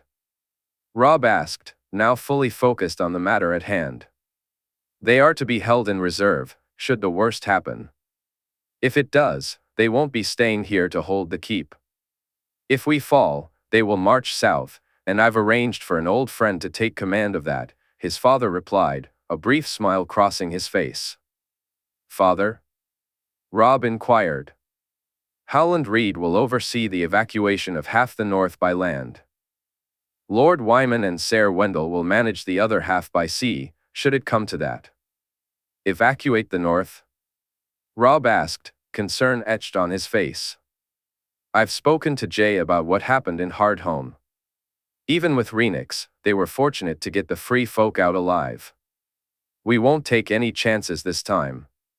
Those closest to the wall, Carhold, Last Hearth, and the mountain clans, they'll move to where ships will be waiting long before a battle is fought. Jae assures me that he will ensure word reaches them if they need to depart. He would have us abandon the north? Cregan asked, his tone neither accusatory nor fully believing. Jae understands what we face far better than I do or than you do. This is not a force to surrender to, and there will be no parley. If we fail to stop them, it won't matter who they encounter, men, women, or children. They care not. Keeps, lands, homes, important as they are, the only thing that truly matters is the people who live in them. Crops can be resown, keeps and homes can be rebuilt, his father explained, and Robb nodded in agreement. Is Lord Karstark here to march north or to hold? Cregan asked. Neither, his father chuckled. He's here to see his daughter wed, and wed she shall be. A warm bath and a shave, young man. You marry at nightfall. Uncle, my mother? Cregan asked, a hint of worry in his voice. We'll see you wed again. For now, the time has come, and believe me, nephew, you don't wish to march. Off to war without this done, he thought grimly. Later that night, he watched as Cregan married Alice, holding Winifred's hand tightly as they witnessed his cousin and his new bride share their first kiss as husband and wife. The celebration was lively, filled with laughter and feasting, but beneath the surface, there was a shared worry about the uncertain future ahead. Cregan and Alice had only 2 days together before they had to prepare for the march, and Robb could see how deeply it affected them, just as it affected his father. During this time, Robb spent moments with his brother, stepmother, father, and wife. He prayed in the gods' wood and even ventured into the crypts to speak to the dead before the doors were barred shut. He, his father, and Cregan all said their goodbyes to those who had come before them. He noticed Cregan wipe away a tear as he stood before his father's statue. His father lingered in front of his aunt's statue, and what he said to Jae's mother was private, just between them. The last thing Robb did was say goodbye to Winifred as he lay beside her in bed. I believe our babe is inside of you, he murmured, looking deeply into her eyes. I hope that's true, and for them, I make this oath, I will fight and fight well, doing everything I can to return to you both. I swear it on the old gods and the new that I will not throw away my life recklessly. If it's their will, I shall return. I love you, Winifred. I have loved you since the first time I left you alone in White Harbor. It's that love that brings me comfort and strength. I love you, Robb Stark, she replied, her voice filled with emotion. You had better return to me. Don't break my heart any more than your leaving already has. He kissed her deeply, and they exchanged more goodbyes in the courtyard. He watched as his father spoke with Howland, then leaned down to kiss Elle and Rickon. Before mounting up, Cregan prepared to ride with Alice, while Robb took a moment with Winifred. He tried to leave Grey Wind behind, just as Cregan did with Dusk, but it was only Lya who stayed behind. Farland had mentioned that she was carrying pups, and that thought brought Robb some comfort. He hoped that soon, Rickon, Elia, and perhaps even his own children, along with Cregan's, would have their own dire wolves. As they rode out through the gate, Robb didn't look back, nor did his father or cousin. He believed they all shared the same fear, that if they looked back, they might feel lost. In King's Landing, during the year 300 AC, Barristan was taken by surprise when Arthur approached him with news that the king wished to meet with the entire Kingsguard later that night. There had been much talk about the threats they were preparing to face. It was hard to ignore the conversations swirling around the king and queen. Yet, despite the urgency of the situation, Barristan noted a curious lack of urgency in the king's actions. Preparations were underway, men were marching, and more would follow soon. Barristan had witnessed Prince Oberyn saying his goodbyes before departing with Prince Aemon. Prince Tyrion had arrived only the day before, along with his good brother, Prince Trystane, and Lord Bronn. All of this indicated that significant events were unfolding. However, the king continued to spend time with those he usually associated with. Even that day, he found himself riding beside the carriage, which was making its way from the orphanage to the building where Lady Sarella had established a place of learning. Inside the carriage were the king, queen, and the princess. Barristan had just seen how the people at the orphanage had doted on Princess Elia. He, too, couldn't help but shower her with affection whenever he had the opportunity. At first, she had reminded him of their failures and of those they had been unable to protect, but as he observed the joyful interactions around him, he felt a flicker of hope amid the impending storm. Barristan quickly pushed those thoughts aside. Elia was not a symbol of failure but rather a beacon of hope, hope for the future, hope for the crown, and hope for the house he truly wished to serve. The fact that she was destined to be a dragon rider and already had a dragon of her own only reinforced that hope. He remembered how even the children who had lost their parents and had no families reacted to her. She's so pretty. Is she a dragon like you? The indigo one, she's so small just like the princess. I can hold her, for true. A smile crossed Barristan's face as he recalled their expressions and words, realizing it was only Ghost who excited them as much as the princess. He dismounted and opened the carriage door with one hand, keeping the other close to his sword. There was no real danger, perhaps there never would be, considering how the people, even the lords and ladies, regarded the royal family. Still, as a Kingsguard, vigilance was his duty. When the children saw the king with the queen, holding Elia in his arms, their excitement was palpable. Barristan took his place behind them, glancing at Arthur and Eric, and together they moved in sync with the king and queen. Loras and Rabar stood a bit further off to the sides, while Jors and Ser Richard Horp had already moved ahead to ensure there was no one lying in wait or hiding from view. These precautions may have seemed unnecessary, but Barristan wasn't willing to take any chances. If it allowed their graces and the princess to move more freely, then it was worth it. He couldn't tell how long they spent with the children, but the king and queen showed no sign of leaving. When it came time for the children to eat, Barristan was stunned to see the king and queen sit down with them. The children were even more astonished, some staring with open mouths as the rulers of the 8 kingdoms shared the same meal as they did. One little girl even asked, "Should you be eating our food?" Barristan held back a chuckle while the king joked in response. The king spoke to her. "Why shouldn't we eat the same as you, Palla?" he asked after the queen whispered something in his ear. Barristan wondered if it was the girl's name and felt a spark of admiration that the queen remembered it, if indeed that was the case. "How do you know my name?" the girl asked, a mix of wonder and suspicion in her voice. "I told him, little one. Did you not tell me when I last visited?" The queen replied with a warm smile. "You remembered?" Another girl next to Palla asked. "I did, Mara," the queen said, earning a beaming smile from the young girl. Yummy," the king commented, eliciting giggles from the two girls. "No, it's not. It's not yummy. Soup is yummy, cake is yummy. Candies are yummy," Palla exclaimed. "Candied apples are yummy," the king added, and Barristan could hear the excited chatter from some of the girls who had tasted them, while others looked confused. "I've never had a candied apple," Palla said sadly, and several others nodded in agreement. "Why, that's an outrage. A crime against the old gods," the king declared, winking at the queen. "It is?" Palla asked, her eyes wide with shock. "It is, and we can't let it stand. Ser Loras, Ser Richard," the king called, and both men moved to his side, smirking as they did. "As good knights and true, I task you both with righting this most terrible wrong.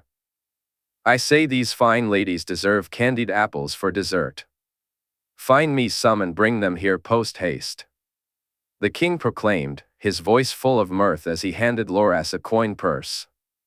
Barristan considered sending someone else to fetch the candied apples, not because it was beneath the knights of the king's guard, but because he wanted all 7 to stay close to the king, queen, and princess. However, the king shook his head and winked at Barristan. Reluctantly, Barristan stepped back and watched as the 2 knights hurried from the room. The atmosphere in the chamber shifted, filled with excitement and anticipation. The atmosphere had shifted to one of eager anticipation. The girls hurriedly ate their food while stealing glances at the king. After a bit of waiting, Loras and Ser Richard returned, accompanied by squires and servants, all carrying candied apples. Barristan watched as the treats were distributed. Those who had tasted them before looked on with excitement, while those who hadn't appeared confused. The king and queen each received a candied apple, followed by every member of the king's guard. Soon, the girls erupted into giggles. When the king took a bite of his apple and looked at Palla, Barristan couldn't help but laugh. "Yummy," the king declared. As Palla took a bite of her own apple, her face lit up with delight. Why, she said, her mouth full of candied apple. All good things must come to an end, however. After the meal, the king and queen asked the girls if they needed anything else. Many of them requested another candied apple, but it was time to leave and head back to the Red Keep. Upon their arrival, Barristan was surprised to see so many men from the 100 present. It soon became clear why, as the king instructed him and the rest of the king's guard to wait for him in the White Sword Tower. Arthur stayed behind while he and his 5 brothers made their way to the round room, taking their seats around the weirwood table. They didn't have to wait long before Arthur and the king arrived. "Your Grace," Barristan said, offering the king his seat, but the king insisted he keep it while Arthur took his own. "The time is drawing close when I and others must travel to the wall to confront a threat that endangers everyone in the realm. A threat that has already claimed the people to the darkness it harbors. By right, the king's guard marches with the king, yet I would not have any of you with me if I could avoid it. If it were in my power, I would face this threat alone.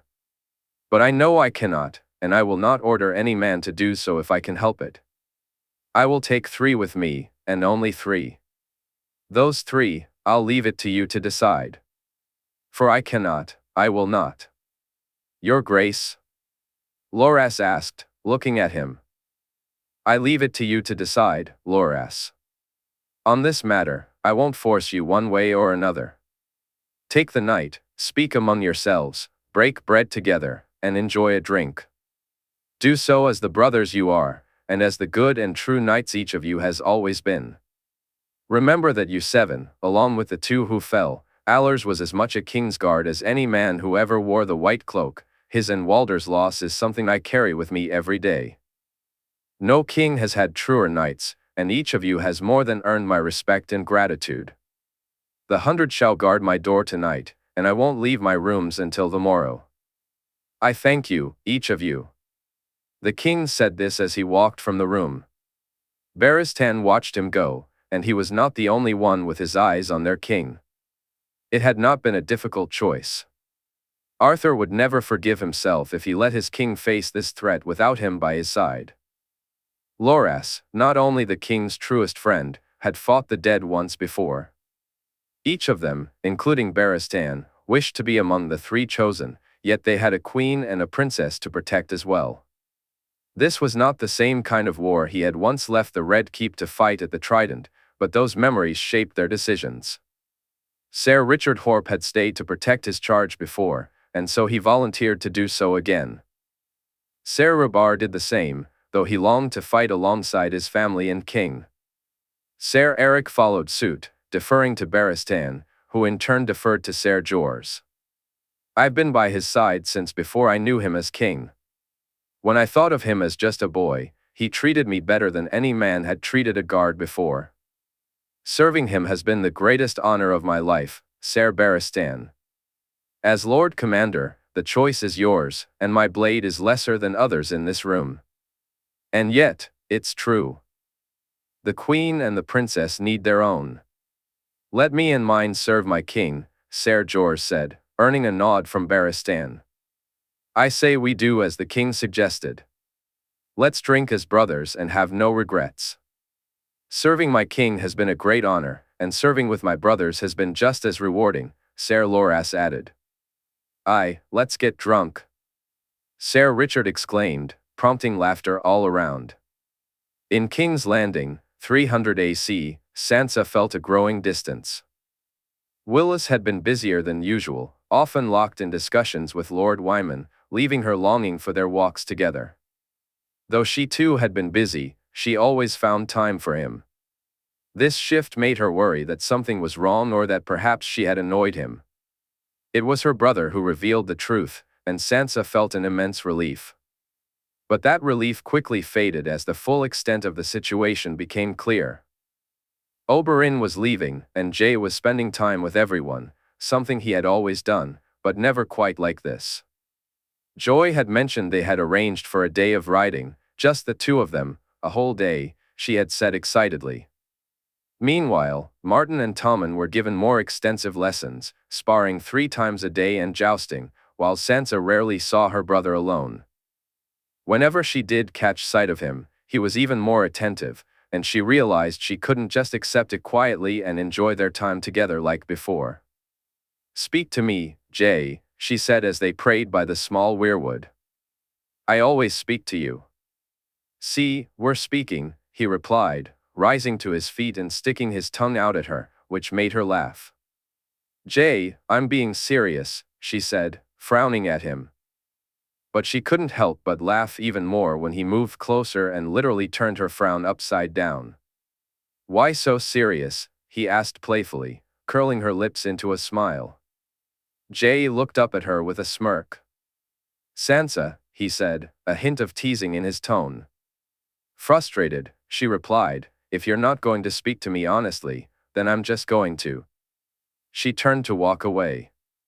Very well, come, let's sit, he said, offering her his arm. She took it, and they settled down together. Behind them, Fong and Ghost, the 2 wolves, tumbled playfully on the ground, eager for each other's company, even if Sansa wasn't quite ready to engage with Jay just yet. I haven't kept this from you for any reason other than wishing it weren't true, Jay continued. Willis and Wyman are making preparations for what's to come and what may come after that. Contingencies upon contingencies, plans for events I hope never come to pass, but plans that must be made. Sansa's eyes widened. Jay? A war is coming, Sansa. One that must be fought and must be won, and I have no control over when it will happen. In a week or so, I'll need to travel to the Wall and lead an army larger than the one that fought in the War of the One True King. We'll be facing an enemy far more dangerous than Robert Baratheon or Jon Arryn. In the north, she asked, worry creeping into her voice. He took her hand and held it tightly. In the north. I'll ask you to write letters to our father, to Robb, to Cregan, and to Arya. I'll ensure they get delivered. Here in King's Landing, I believe you'll all be safe, but I fear I could be wrong. That's why Willis, Wyman, the Kingsguard, and the men of the 100, among others, will prepare things just in case I am. You fear you'll lose? She asked, her hand flying to cover her mouth in shock. I fear many things, but not that, he replied cryptically. I wanted to spend as much time with you as I could without discussing this, just enjoying the moments with my little sister as we always have. There are so many things I wish to say, and I worry I won't get to them all. So, I've written a letter to you that Marjorie has. Jay, she said, reaching for his hand. I remember a little girl with lemon cakes, a beaming smile, and perfect stitches. Jay smiled back at her. I remember the excited little yelps and the look of wonder on her face. I remember someone who always thought of me as her brother, even when others did not. I look at my little sister, and I see the incredible young woman she's become. I'm so very proud of her. I'm my little sister whom I love with all my heart. I love you, Sansa. Never forget or doubt that this is true. He rose to his feet, and she jumped up to embrace him tightly. You promise me you'll come back, Jay. Promise me, swear it here in front of the old gods. He nodded. I promise. One day, I'll see you wed and witness that smile I love so much on your face. She nodded as she released him. For the next few days, every moment he spent with her was welcomed, and they didn't mention the war or the wall even once. She wrote her letters, tears falling as she did so, counting each day that her brother stayed behind as the one she cherished most. She knew she wasn't alone in feeling this way. Chapter 177, Time to Say Goodbye, Part 2. King's Landing, 300 AC. Aemon watched as preparations unfolded around him. His nephew was trying to squeeze in as much time as possible with those he cared about. So when Jay asked him to take Oberyn to Dorne, he welcomed the opportunity. It felt as if the gods had orchestrated not only his route but also the timing of his journey. Aemon chuckled as he spotted Ligeron soaring in the distance, heading north while he flew south. He nodded to Oberyn to indicate why he was landing and instructed Sandorix to descend near a stream below. Ligeron soon followed suit.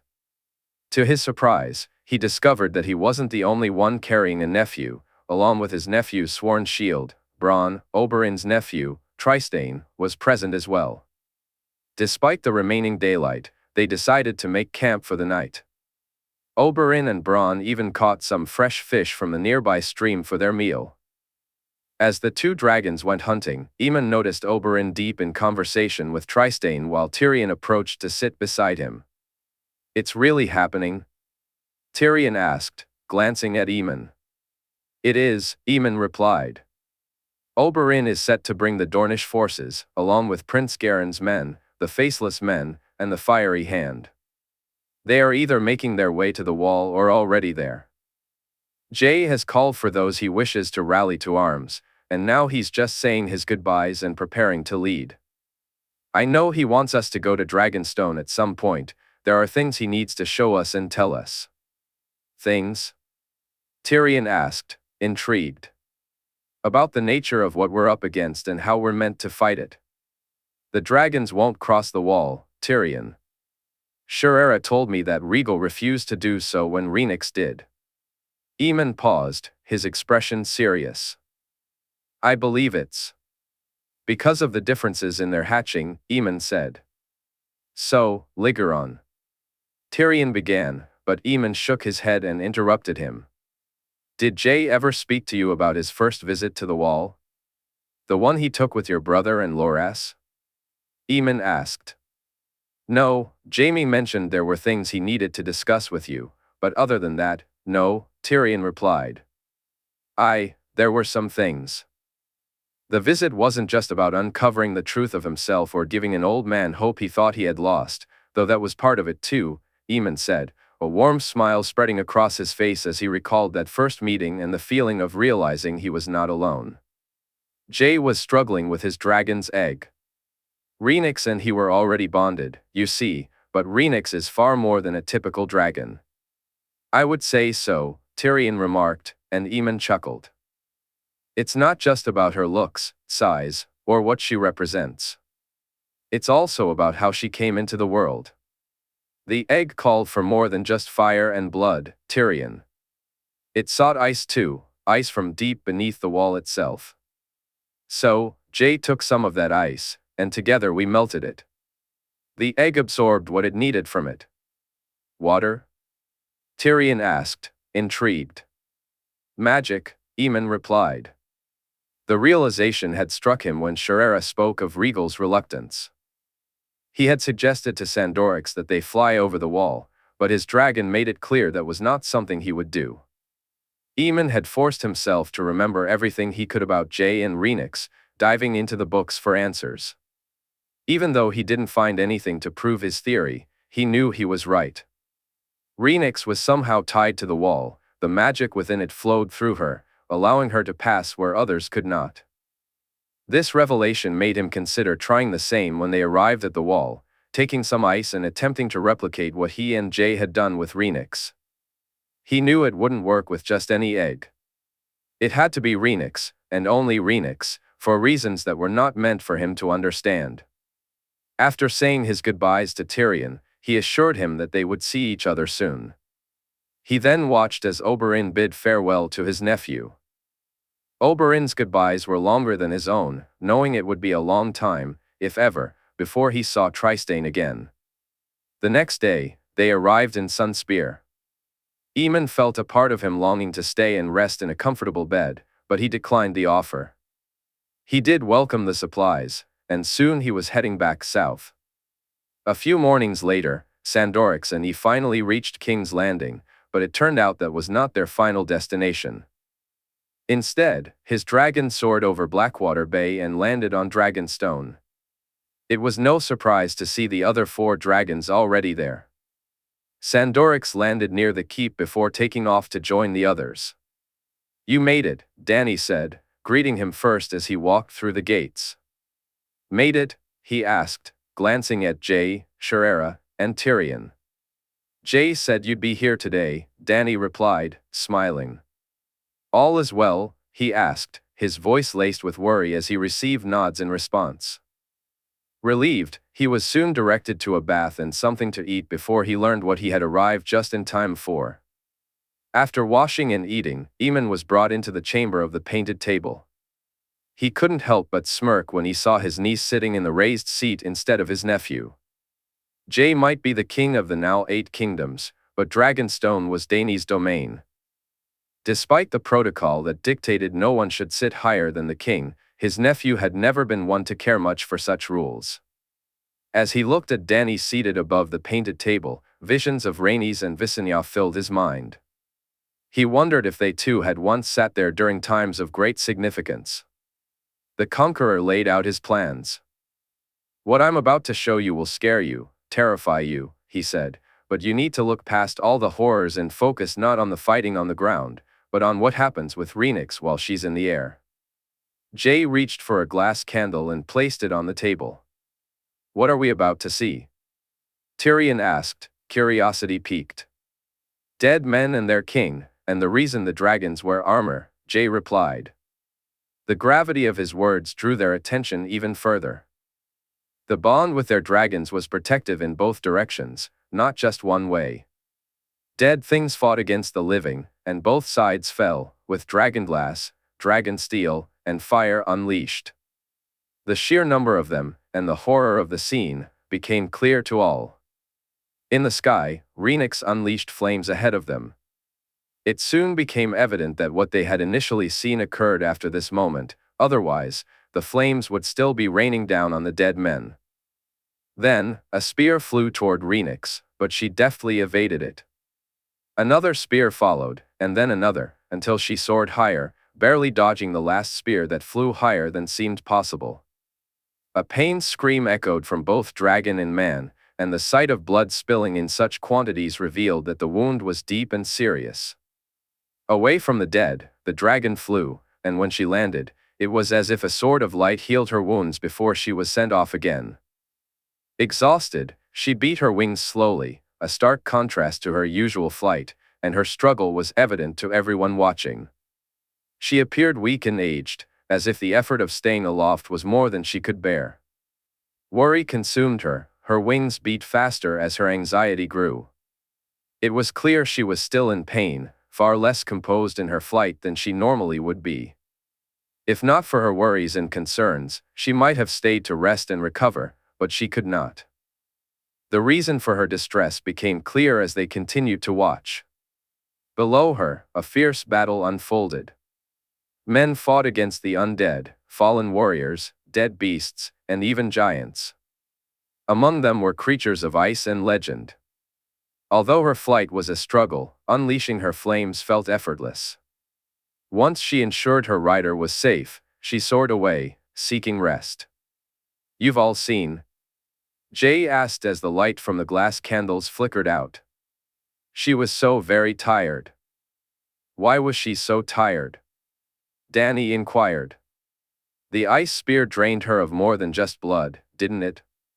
Jaehaerys questioned. I believe so, Jay replied.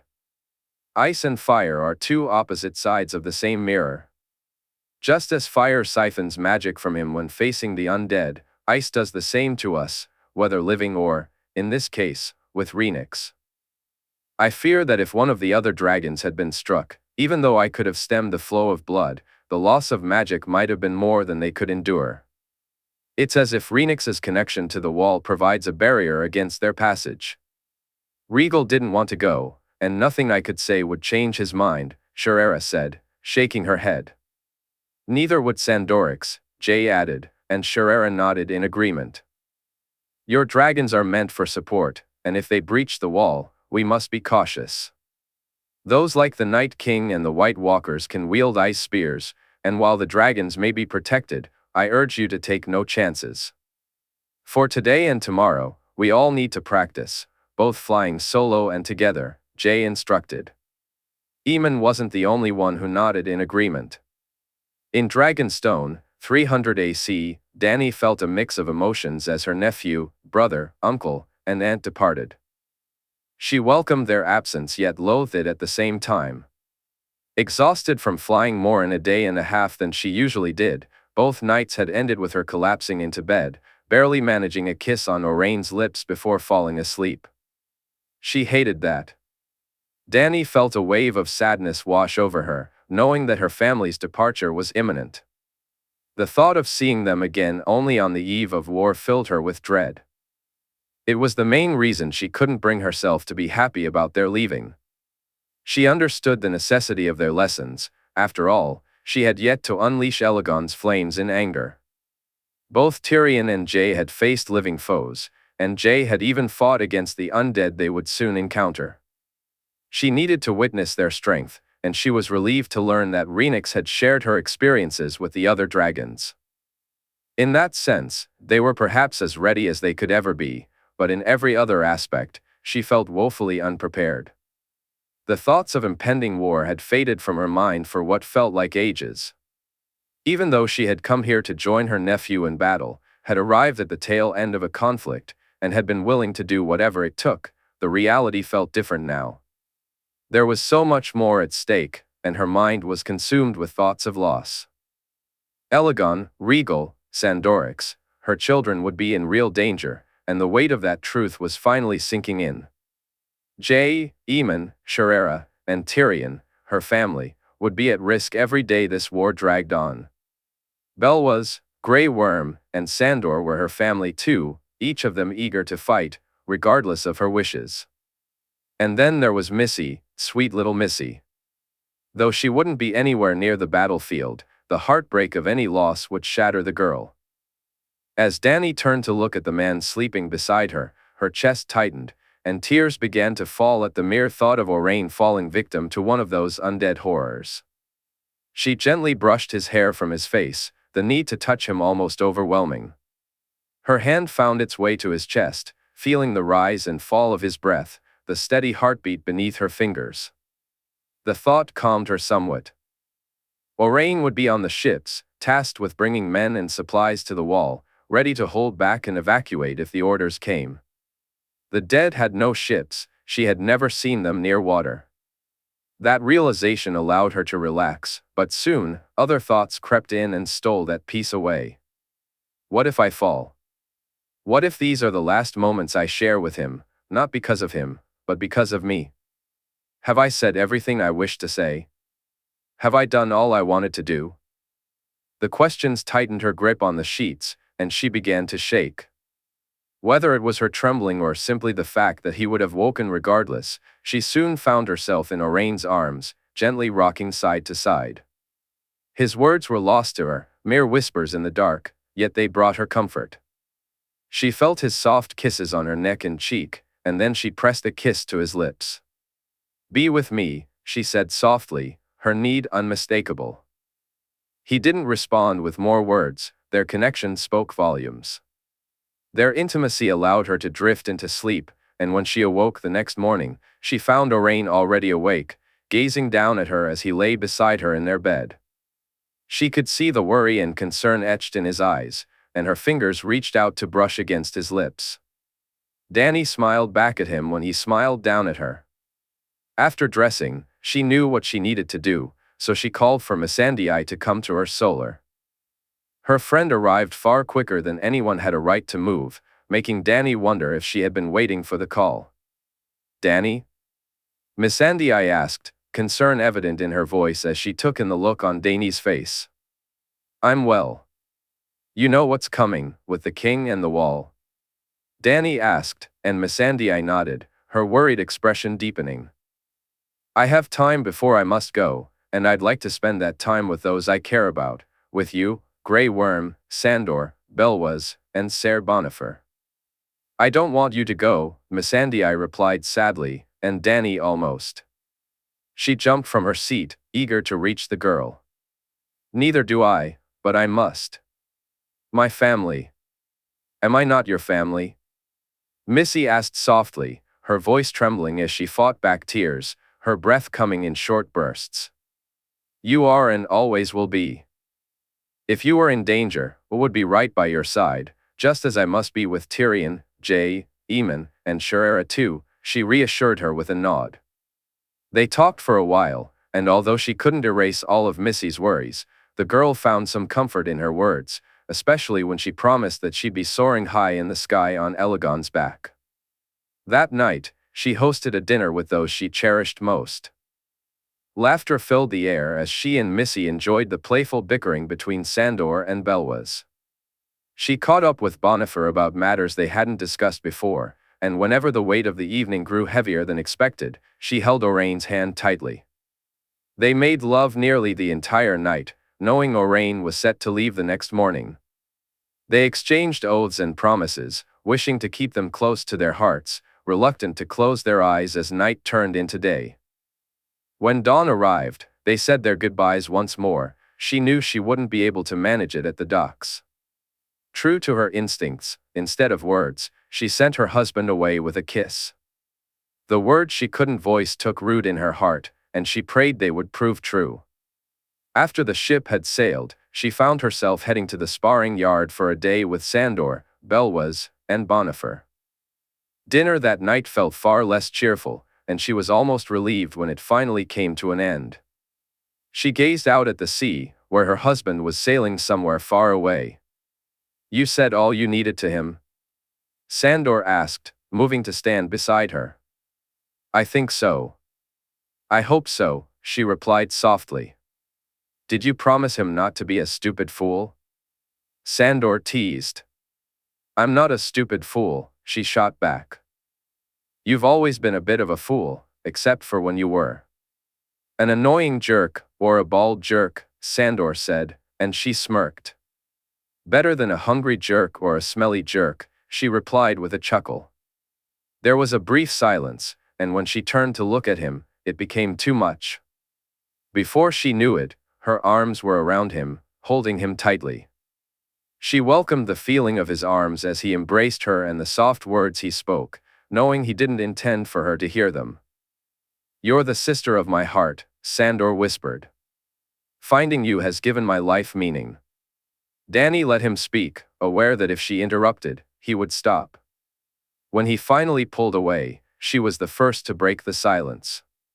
Don't be a brave jerk. If it comes to it, don't be a brave jerk, she said, her voice choked as she fought back tears. I'll be an angry jerk if I get to this wall and find out they don't have any chicken, Sandor replied, leaving her with a laugh instead of tears as he walked out of the room. Silly jerk, she murmured a few moments later, gazing out at the bay. King's Landing, 300 AC, joy filled her as she read the letter from her father, telling her they had arrived back at Castamere and wished she could be there with them. This was the one thing that felt wrong about her life in King's Landing, knowing she wouldn't see her father or Jaehaerys often, that their communication would mostly be through letters. Jon did allow her to see them from time to time in the glass candles, and he was always there to hold her afterward if she felt a little sad. Even when she didn't see them, she thought of them often. What's truly important, her father had told her, is that we cannot always be with those we care about, princess. So we hold them here. He touched his chest. And when we close our eyes, we can always see them. Whenever Jon wasn't around, she would often find herself lost in memories of her father, Jaehaerys, Aunt Jenna, and Marcella. She could also picture Cregan, Arya, and Lyanna, and the times they spent together, visiting their parents. And of course, there were moments with Jon, whenever he wasn't by her side. She smiled at the thought, glancing down at the locket hanging from her neck. It had been a gift from him on one of her name days, a golden locket adorned with apples on one side and winter on the other. Inside was a small drawing he had made of the two of them. Though it was tiny, the details were vivid, her golden hair, her green eyes, his dark hair, and his gray ones. A single word was inscribed in Valyrian on the inside of the locket. Just one word, yet it held immense meaning for her each time she saw it. She whispered it softly to herself whenever he was away. Hadar, she said, meaning little sister. She had already dressed and shared breakfast with Jaime, Daisy, Joanna, and Little John. Now, feeling energized, she hurried to the stables with Ser Brienne following closely behind. Having her sworn shield at her back brought her comfort. Though she was rarely in real danger, she appreciated Brienne's fierce presence. She had witnessed Brienne defeat both Eric and Eric in the sparring yard. They had bested her in return, but Jon had assured her that Ser Brienne was as skilled as any knight and far superior to most. Joy knew this to be true. Brienne had been knighted by Ser Walder, a true knight renowned for saving Jon's life, a tale that had made its way into songs. Joy had even sung that ballad herself, celebrating the brave northern knight who sacrificed everything at the wall. Ser Walder the Tall, who had fallen in battle, was a figure the realm owed much to. She felt deeply grateful to him, even though she had been upset with Jon for putting himself in such peril. As she hurried through the Red Keep, eager to get outside and enjoy the day ahead, she could hardly contain her excitement. Suddenly, she gasped as she collided with Prince Oberyn's nephew, and they both tumbled to the ground. "Forgive me, my lady, I wasn't looking where I was going," Trystane said, reaching down to help her up. "There is nothing to forgive, my prince." "You weren't the only one distracted," she replied, brushing the dust from her riding clothes. "An interesting outfit, my lady," Trystane remarked, and she narrowed her eyes, trying to gauge whether he was being rude or not. "My riding clothes," she clarified, relieved to realize he was simply commenting on her attire. Unlike most around her who wore dresses, she preferred practicality. "You're going riding?" Trystane asked, his tone almost dreamy. "I am." His Grace and I are going riding in the Kingswood, she stated, perhaps a bit too haughtily, but she relished the thought of riding alongside Jon. You ride? She inquired, noticing the way he looked at her. I do, my lady, though I've left Peaches back in Sunspear, he replied, a hint of sadness in his voice. She understood that feeling all too well. She often felt a pang of longing whenever she left Apples behind. Peaches? She asked, a smile breaking across her face. My mare. It's what she enjoyed eating as a foal, and the name just stuck, Trystane explained, and she laughed at his enthusiasm. Lady Joy, Ser Brienne interjected with a cough from behind her. Joy turned, ready to scowl, but then remembered her purpose and who she was supposed to be meeting. Forgive me, my prince, but I mustn't keep his grace waiting, she said, and Trystane nodded in understanding. Of course, my lady. Perhaps we could ride together sometime, he asked eagerly. Perhaps, she replied with a smile, feeling a flutter of anticipation. Joy let out a little laugh, and as she turned to dash toward the stables, she heard Trystane echo her amusement. Rolling her eyes at Jon's disapproving look, she slowed down upon seeing him. Despite the serious expression on his face, she knew Jon wasn't genuinely upset with her for being late. They barely exchanged greetings before they mounted their horses and began riding through the city, Jon riding right beside her. Each time she glanced at him, she could see that he wished to match her enthusiasm. Soon enough, they found their moment, and as soon as they passed through the gates, they took off. Apple surged ahead this time, and as she spotted the stream in the distance, Joy felt victory was within reach.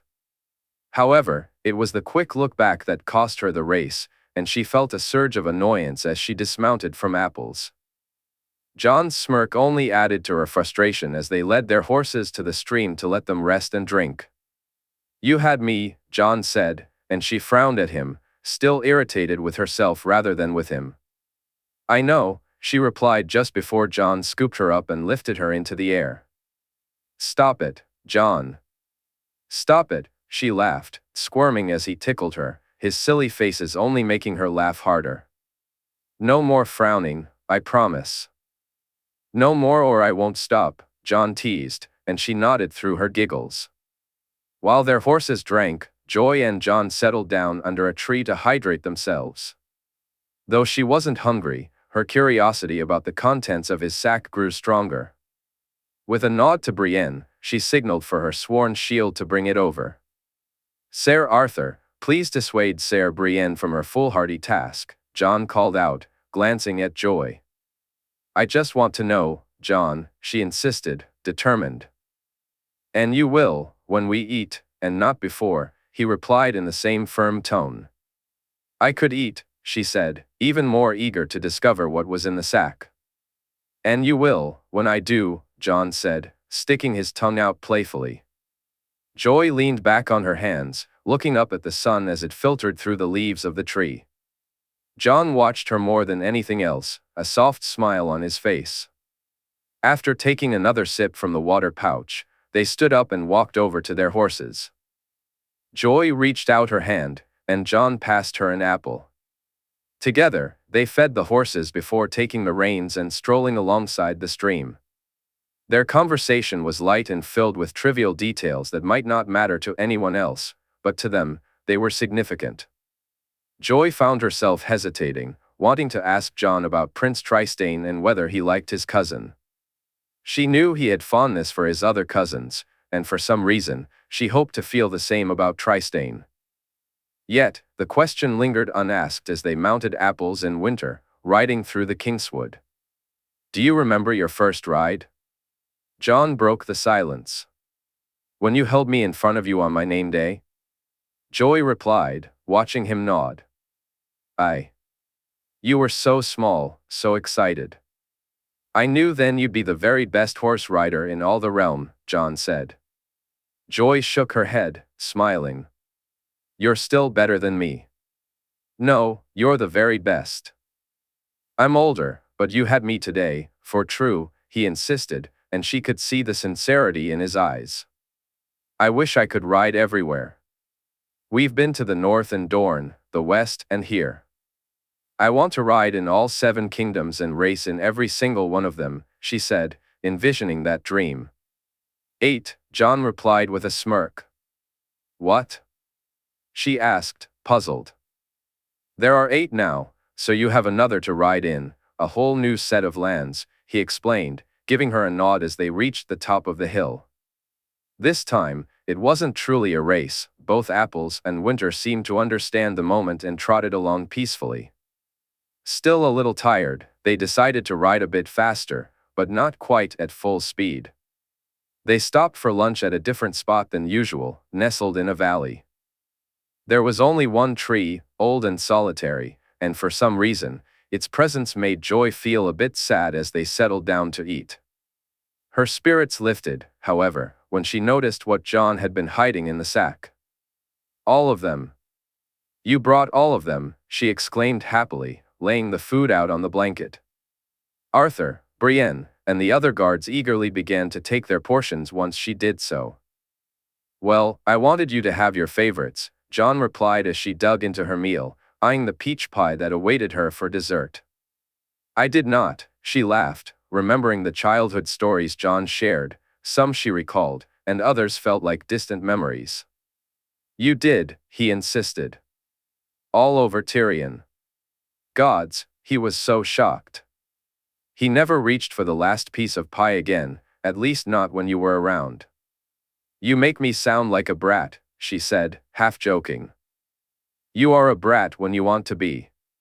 There's nothing wrong with that, and you're never mean, he said, and she nodded in agreement. It was true. Over the years, she had indeed been a brat at times. Jon had encouraged her to embrace that side and had spoiled her far more than anyone else ever had. Her Aunt Jenna, cousin Jaime, Tyrion, and her father had all indulged her in their own ways, but she knew it was Jon who had set the standard.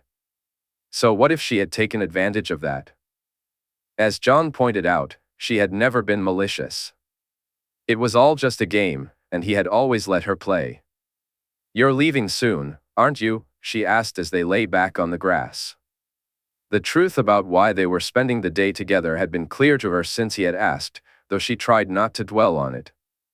I am, he said softly. For longer this time, she asked, her voice barely above a whisper. He said, his voice sounding strange to her. I don't want you to go, she replied, watching as he moved closer, his hand reaching out for hers. I don't want to go either, but there are times when we must do things we don't wish to. So before we face that, we do the things we do wish to. Today is one of those things. Spending time with my sister is something I've always wanted to do, and it always will be, he said, looking deeply into her eyes. It's dangerous, isn't it? What you're doing. It's dangerous, she said, worry creeping into her voice as he pulled her closer and held her tightly. It is. But I can be brave if I know that those I love are brave too. Can you be brave for me, princess? He asked gently. She nodded, determination shining in her eyes. Will you be brave for Marjorie and Elia? Will you be brave for me, Joy? I need you to be strong when they cannot. I'll be brave, she said softly. When she's older, I want you to teach Elia how to ride, he said. Her head snapped up, worry flooding her mind that he might be saying he wouldn't be there to guide her, just like he always had. But Jon knew what was on her mind. Oh, I'll be there, watching you both. But I want her to learn from you. I want you to teach her everything you know, Joy, about horses, adventures, and how to play games, he said, smiling at her. She'll have the best big sister any girl could ever wish for, won't she?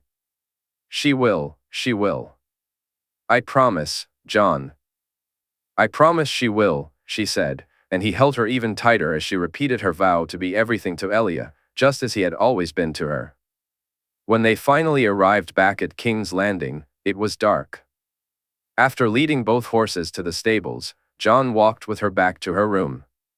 To her surprise, they shared a meal together. She thought her day was over. But he surprised her even more when he asked if she wished for a story. Despite being far too old for such things. She nodded eagerly, and after being helped to get ready for bed, she lay there as Jon walked into her chamber carrying a large book. "I made this for you," Jon said, handing her the book. "It was meant for your next name day, but I fear I'll miss it, so I want you to have it now." She opened the book and found a little note written just for her, filled with drawings. "It's a story that's unfinished," Jon explained. "So you'll have to forgive me for the blank pages at the end. Those are yet to be written, as the future is unknown. Read what it says on the inside cover." She looked and read aloud, "I give to you a simple story of a girl and her brother, of a princess and sister of a king's heart, and of their many adventures together. For Yoy, thank you for making all my days brighter. Your brother, Jan." She smiled at the drawing of two horses in full flight, with two figures on their backs. "Open up to the first page," Jon said, and she did as he asked. There, she saw the drawing of Casterly Rock. Once upon a time, in a castle far away, there lived a little princess named Yoy, she said, watching Jon's beaming smile, a smile she cherished just as much as she did the owner of that smile. In King's Landing, 300 AC, Loras found himself facing off against Prince Garen. It was strange to confront him, especially because he had to stop himself from calling him Oberyn. He was grateful that Garen wielded a sword and not a spear.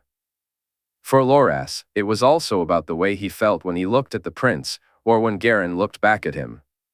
He was undeniably attracted to him and had flirted more than once, welcoming Garen's flirtation in return. Yet that had been the extent of their interactions. As he lost yet again and listened to Garen chide him for being distracted, he found himself distracted once more. The prince had asked him if he wished to set. He agreed almost without hesitation to sail to the Wall with Jae once he learned he'd be joining them there. It wasn't until later that he wondered if he might need to travel with Jae on Rhaenys's back. However, when he spoke to his friend, Jae seemed almost relieved that he wouldn't be coming along. This initially unsettled him, even though it was what he had wished for. "I have much to do when I get there, and I'll have Arthur and Jors with me. You can share more about what we're facing, Loras. Let people hear the tales before we arrive," Jae had said. As he reflected on their conversation, he became certain that Jae was aware of his feelings for the prince. That evening, he was set to have a family dinner with Marjorie and Elia joining them while Jae spent the day and part of the night with Joy. He felt a mix of anticipation and dread. His grandmother, mother, father, and even his sister were not pleased with his decision to travel to the Wall and fight alongside Jae. It surprised him how strongly Marjorie opposed it, but he soon realized it was simply because she wanted him close instead of far away. She couldn't prevent Jae from going, and he feared she might try to stop him. Instead, she made it clear she was unhappy about his choice. "Cheer up, it's only an army of dead men that we face," Garen chuckled, handing him a mug of water. "Only?" "And here I was, worrying about nothing," he joked back. As he laughed, his gaze was drawn to the prince's lips, and he found himself wondering what it would feel like to be kissed by them. He was grateful when the others arrived at the sparring yard, giving him a reason to step away from Prince Garen's side. He smiled at Martin and Tommen, who were both learning to joust. Tommen was starting much earlier than he probably should, while Martin had already taken some lessons. Loras noticed the almost disappointed look on the older man's face as he spoke. "It seems my charges are here, my prince. Perhaps we can talk later?" he suggested. Garen responded with a smile that quickened Loras's breath. "I would enjoy that very much, Sir Loras." Loras watched the prince walk away, admiring not just his physique but also the grace with which he moved. Other than Jae, he doubted he had seen anyone glide through life like Garen. Sometimes, he wondered if there was some magical reason behind it. Garen had a certain magic about him, Loras had witnessed it firsthand, and he knew that Jae possessed a similar charm. That was the only explanation he could offer. No one else moved quite like they did. "All right, You two. First, we'll spar, and then we'll joust, he announced as he arrived at the spot where the two boys were waiting. Gods, Martin was impressive. At just 13, almost 14 name days, he was already a match for Loras. Loras had taken the day, but only just, and he felt eager to face Tommen moments later. Though Tommen had improved significantly, he would never surpass his cousin. However, on horseback, Loras believed he might outshine him, especially since he was already a bit better with a lance. After sparring, they headed to the stables for some ring practice. If he were to wager, he'd say there was a chance Martin would one day crown a queen of love and beauty. With Tommen, he would call it a certainty. The thought brought a broad smile to Loras's face, reminding him of his own connection with Jae. Both boys excelled in their own ways. The gap between Loras and Jae with a sword was significant, but with a lance, it was much closer. Even Jae would admit that Loras held the advantage in that regard. He was pleased to see that Martin and Tommen acknowledged the same truth about themselves. All right, go wash up and change. You both did well today, and I'll be sure to let His Grace know, Loras said, feeling a sense of pride in their efforts. When we speak of you, he said, noticing the proud looks on both boys' faces. It was no surprise when Martin ran straight to his betrothed, who had been watching. The two were a good match and a happy couple by all accounts. However, this moment made Loras acutely aware of the absence of such a person in his own life, and his mood shifted as he made his way to his family's quarters for dinner that night. He wasn't sulking or upset, but there was a palpable air of sadness that his mother, father, and grandmother picked up on. Loras hoped they believed it was simply his thoughts about leaving that caused it, rather than the truth of the matter. Is Marjorie not coming? He asked when the first dish was served. Your sister will be here shortly. Perhaps seeing her and your niece will cheer you up, his grandmother replied. At first, he thought her words were a jab aimed at him, only to realize she genuinely cared. He tried his best to set aside his feelings for now, and when Marjorie and Elia arrived, he found he could at least pretend to be fine. Not that he needed to pretend around his niece, being with her was enough to make him forget his worries. After dinner, however, his concerns and doubts began to surface, and his family's attempts to sway him against the war didn't help. His Grace doesn't need your sword, son, but Her Grace and the princess certainly do, his mother said. I know you wish to fight, Loras, Willis added, but given what His Grace said, it may be that you are needed here the most. I don't want you to go, Loras. Elia and I want you here, Marjorie said. Loras looked at her as she held Elia in her arms, then glanced at his grandmother, who remained silent but whose presence he felt strongly behind their concerns. I've fought against what is coming. He began, only to be interrupted by his grandmother. Which is why having you here is so important. Your presence here is incredibly important. You know what we must prepare for, and you can help train the guards and others to do just that. And let my king and my brothers fight without me, he replied, his voice tinged with anger. I understand it's safer here, and that's what you want for me.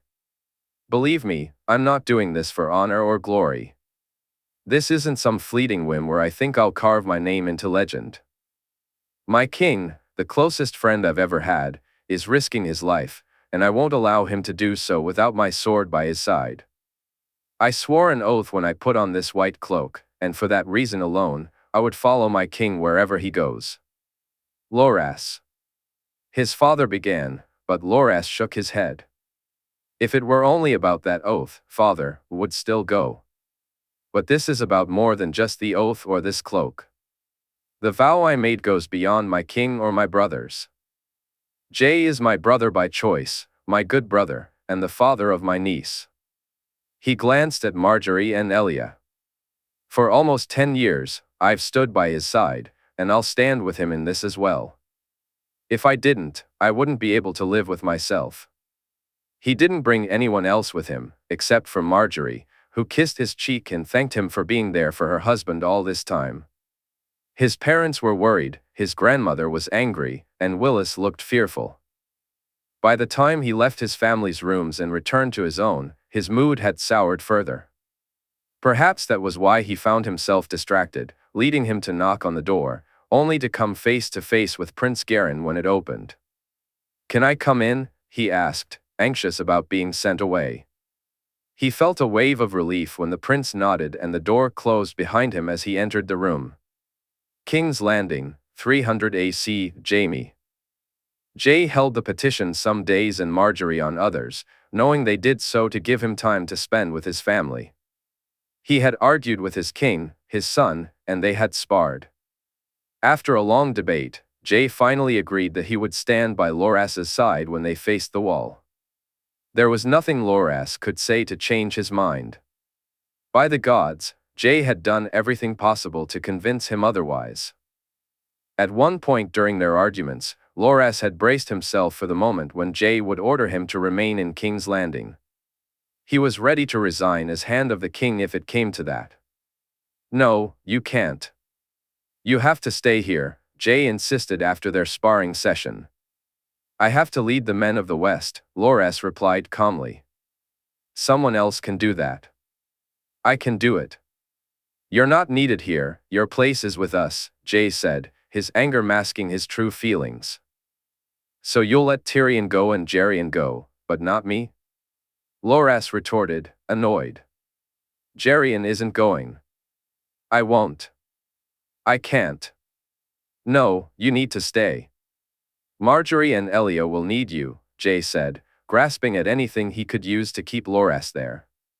"There will be enough people around Her Grace who can do what I can, while there will be fewer around you who can," Loras countered. "I said no." "Gods, why can't you?" Jay ran his hands through his hair, frustration evident in his expression. "It's my place to be there by your side, as it has always been," Loras asserted, shaking his head. "It's your place to be with Daisy, with Jon, and Joanna. You've served your time by my side." "You're not a damn Kingsguard, Jaime," Jay replied. "I've always been a Kingsguard. But you can end this." "Beat me," Loras challenged. "What?" Jay asked, taken aback. "Beat me, and I won't go." "Beat me and show me that you don't need my sword," Loras said, noting the fierce determination in Jay's eyes as they resumed sparring. In the end, Loras won 10-8, but he wasn't sure if it was his skill that had brought him victory. Luck, fate, the gods, whatever it was, something had decided he should triumph that day, even as their sparring continued. Jay felt he was on the verge of losing everything. He had thrown down his sword in frustration and stormed away, leaving Loras and Arthur to pick it up and try to persuade him to reconsider. This wasn't just a one-time effort. Over the following week, Tyrion and Daisy also tried to talk him around. A rift had formed with his wife when he stood firm in his decision. As he walked toward the small council chambers, his thoughts were consumed by how to heal that rift. Lord Montfort and Lord Oraine had already set sail, along with Kevin and the Western Fleet, heading to the Bay of Ice, while the others were bound for Eastwatch. In just a few days, he would embark on the Lady Joanna, sailing for Eastwatch alongside Prince Garin's flagship, the Lady of the Rhoyne. Loras would be traveling with the prince, and Jaime felt a mix of pride and concern as he recognized how close the two had become. Yet, seeing the joy on Loras's face ultimately eased his worries. Lord Hand, Sir Richard Lonmouth greeted him as they entered the small council chambers. "Are you going to try and talk me out of it too?" Jaime asked, half joking. "What?"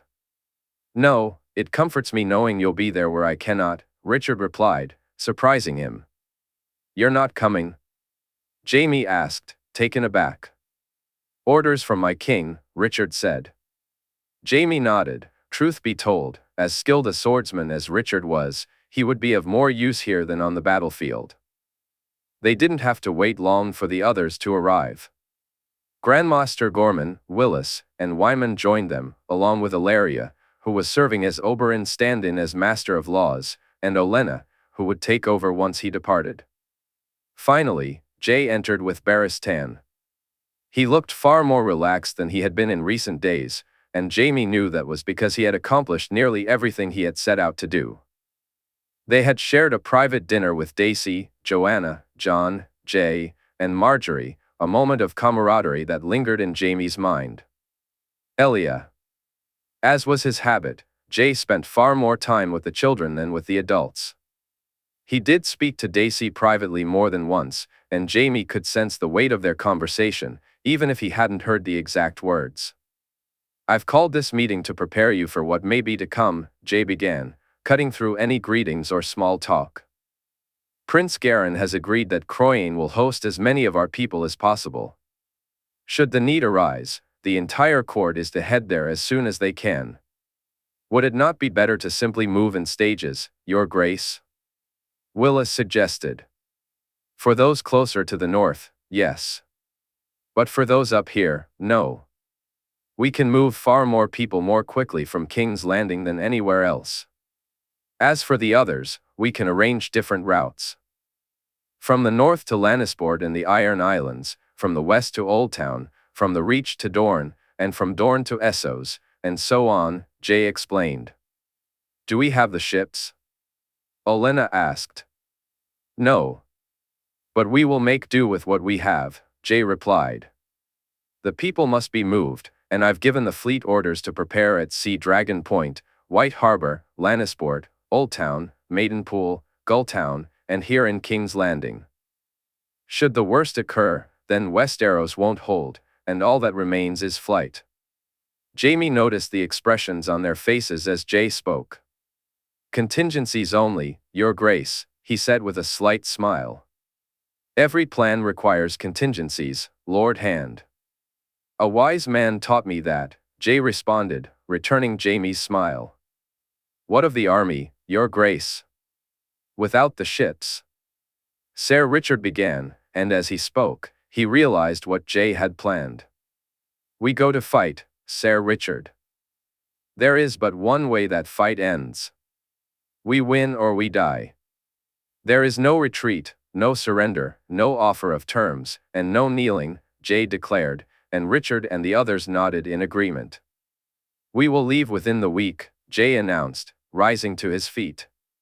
Barristan followed closely behind him as they exited the room. Jaime wanted to stay and talk with the others, but he quickly realized he was the only one who felt that way. With a sigh, he made his way back to the Tower of the Hand and stepped into his room, greeted by the sound of his daughter's laughter. "Papa, look," she exclaimed, and Jaime turned to see Jon perched on her little wooden horse, Daisy steadying him as it rocked back and forth. "Jon ride, Papa. Look, he's smiling." Joanna beamed. "Aye, he is, little cub." "Just like you did," Jaime replied, a smile spreading across his face. Joanna nodded enthusiastically, recalling her own laughter when she had first ridden. Since then, she had graduated to real horses. At first, he and Jay had held her up, then she had her own little pony, and now she was riding the horse Jay had gifted her, a foal from Winter. She had named it Lion, just as she had named her pony Bear. Though she had only ridden Lion a couple of times, it was already clear she was born to be in the saddle. Jaime hadn't even argued with Jay when he brought the horse home. It was pointless, and he wouldn't dare take away the joy on her face when she and Jon were on a horse. "He can ride, Bear, Papa?" she asked, her eyes wide with excitement. Daisy shook her head, and Jaime felt a mischievous urge to say yes just to tease his wife. "When he's bigger, little cub." "Just like you were," he said gently, and Joanna nodded in understanding. At Daisy's nod, Jaime took over with Jon, rocking the horse a little faster. Then, he handed Jon to Daisy and scooped Joanna up, despite her protests. Her laughter filled the room as the horse swayed beneath them. Later, they shared dinner, and Jaime tucked Joanna into bed while Daisy did the same for Jon. He hadn't yet spoken to his daughter about his impending departure, and the thought weighed heavily on him. "Is she sleeping?" Daisy asked as he walked into their room. "Aye," he replied softly, "I'll need to tell her soon," he said as he began to undress. "Aye, you will," Daisy replied snippily. Dace. No, I asked you not to go. Jay has asked you not to, and yet you've decided to do so anyway, his wife said angrily. You think I want to? That this is what I sought? Daisy, gods, I wish there was another way and that Jay was another king. I know how much it worries you, how it worries him, and how angry and upset Joanna will be when I tell her. He is my son, in all but name, Daisy. He's been my son from the moment I took him from Winterfell. This isn't me following my king, it's me doing everything I can, all that I'm able to make sure my son comes back from this war. Jaime. Arthur and I have spoken often. You know how much he loves Jay, probably even more than he loved Rhaegar, Rhaenys, Elia, or Aegon. He loves that boy. The hope he gave him back, the things he's done, the fulfillment of all his promises. Each day he sees Jay, it makes the loss of Rhaegar and his family almost worth it, almost. Because no matter what Jay is to him, Arthur still blames himself for not being there on the Trident when Rhaegar fell. He blames himself for not being there when Elia, Rhaenys, and Aegon, he blames himself, and it almost broke him. It would break me, he said sadly. What would? If he fell, if Jay fell, and I was here, even if it was where he ordered me to be. Even though going is breaking my heart, and staying would be so damn easy. If we were to win and Jay were to fall, watching Jon grow, watching Joanna grow, seeing Elia become the queen she's destined to be, and being with you, none of it would fix the hole in my heart that his loss would create, Dace. My life would be one of regrets, anger, and not even the love I feel for my family would be enough to keep me from hating myself for not being there. I love you, and your family needs you, Jaime. All of them. So, as much as I hate it, I understand, she said softly as she wrapped her arms around him. I will come back, Dace. I swear it. I'll bring back Jay and Loras too. Not even the god of death himself will stop me. I promise, on the old gods and the new. Come to bed, my love. It was King's Landing, 300 AC, Jaehaerys Targaryen felt the days counting down, and with each passing moment, the weight on his chest lifted. He had argued, cried, laughed, and spent precious time with those he loved, trying to fit as much as he could into every hour.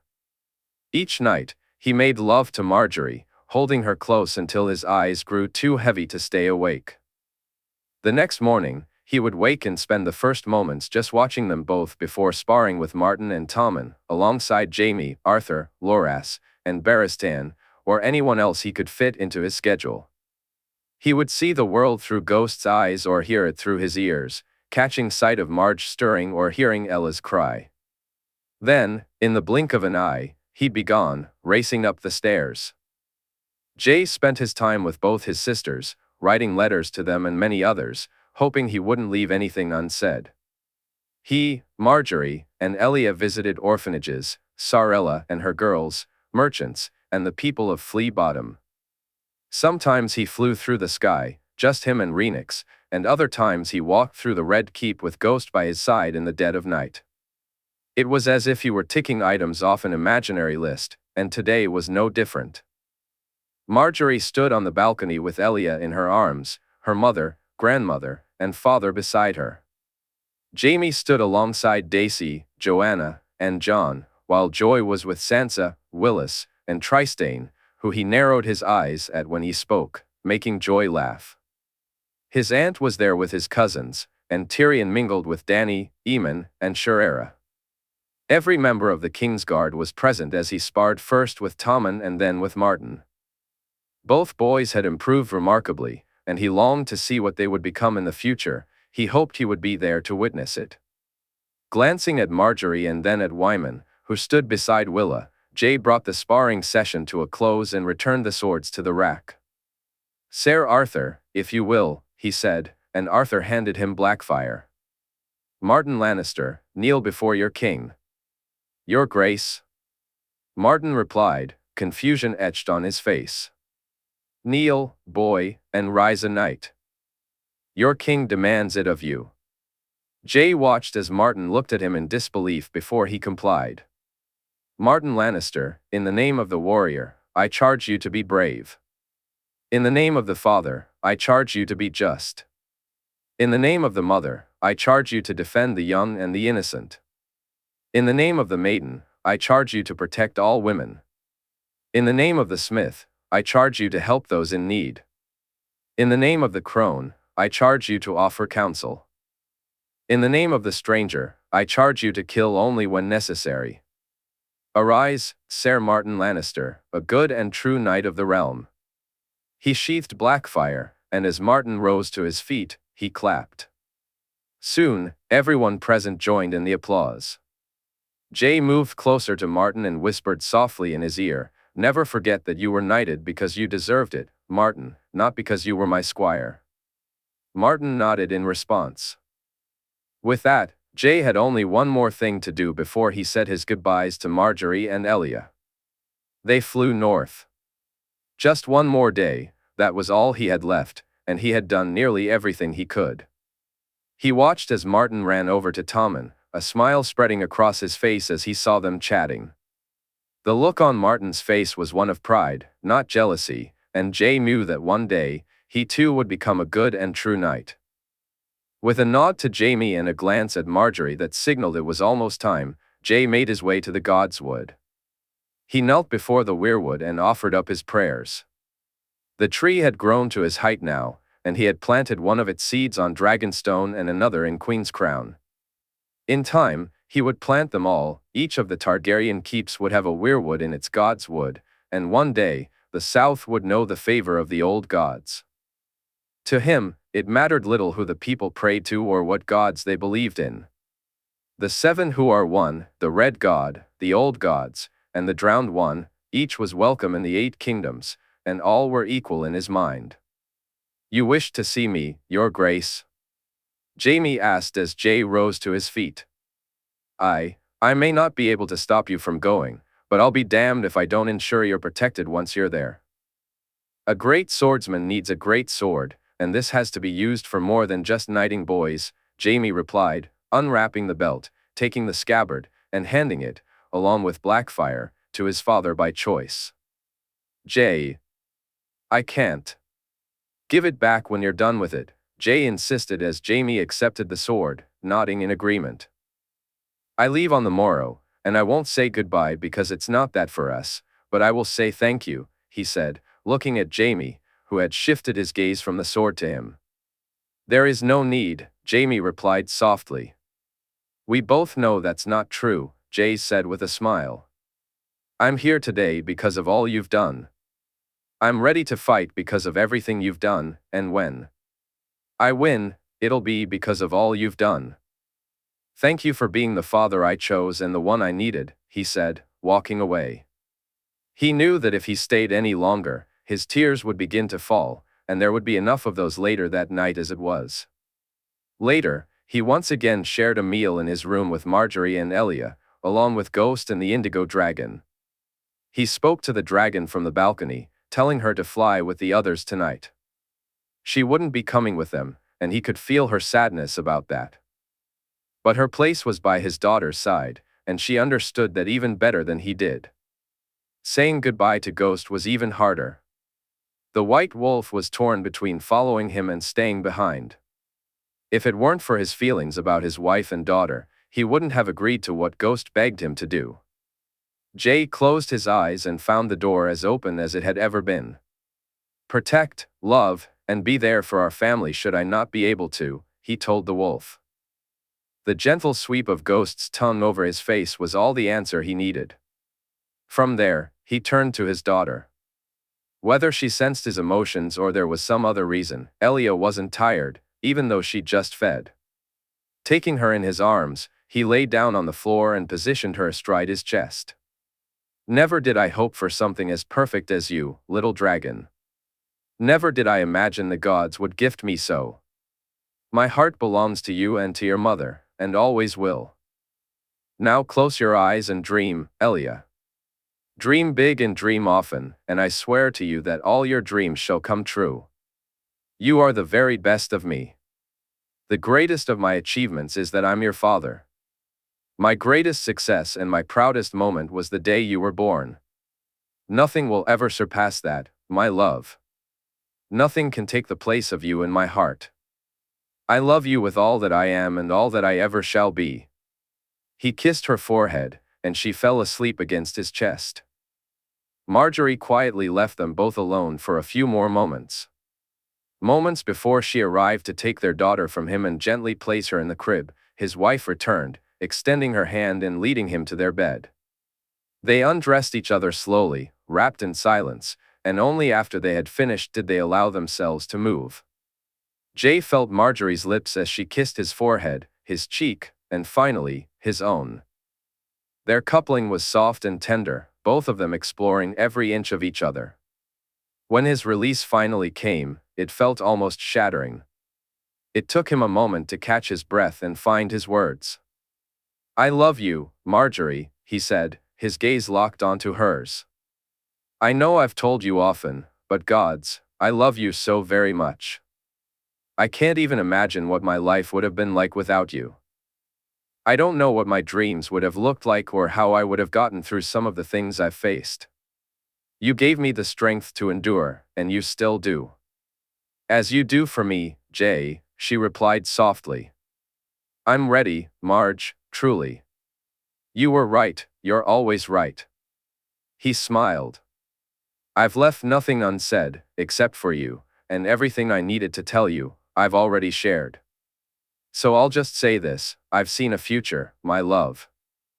A future where Elia isn't our only child, where each of them has their own dragons and parents who are there to guide them through life.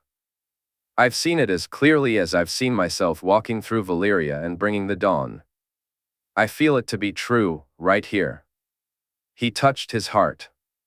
She leaned forward and kissed him, and he noticed that smile appear on her face, the same smile that had captivated him from the very first moment he saw her in Lannisport all those years ago. "I love you with all my heart, and I love our daughter with everything that I am. The gods have fashioned us for love for a reason, Marjorie. They did so because there is nothing in this world more powerful. This world is more powerful than anything else.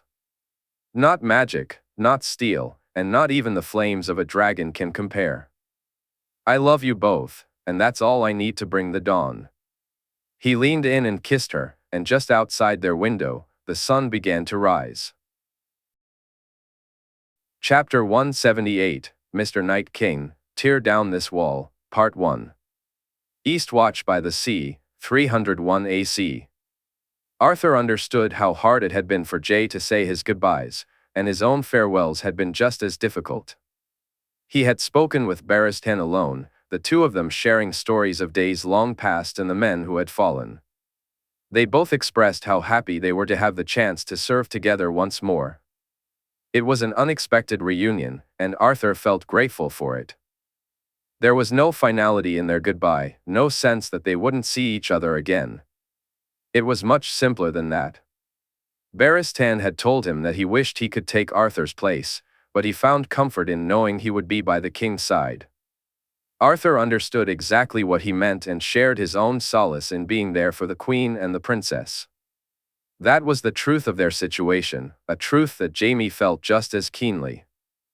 Though the enemy they faced now was far different from the one in the rebellion, the stakes were even higher. For more years than he cared to remember, Arthur had blamed himself for not being by his prince's side, even though he had been where he was meant to be.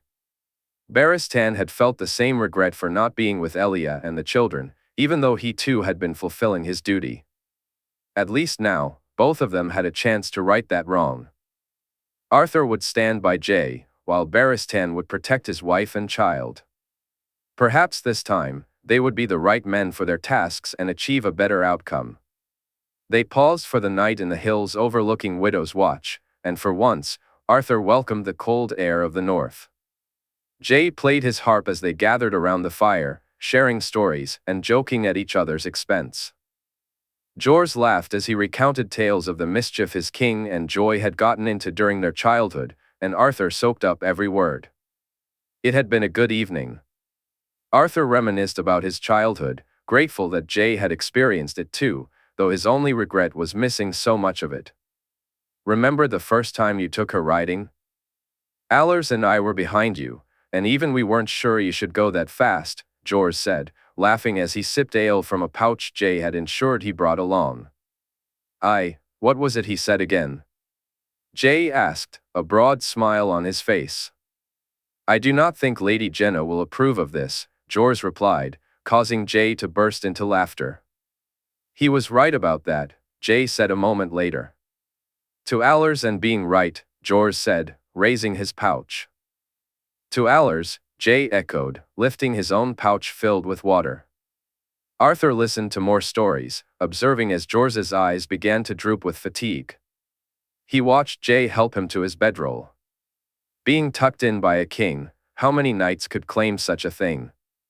Certainly, few from the king's guard could. Yet as he looked on, he didn't see a king or a knight, he saw a boy and a man who had stood by his side for most of his life, a man who was more than just a guard.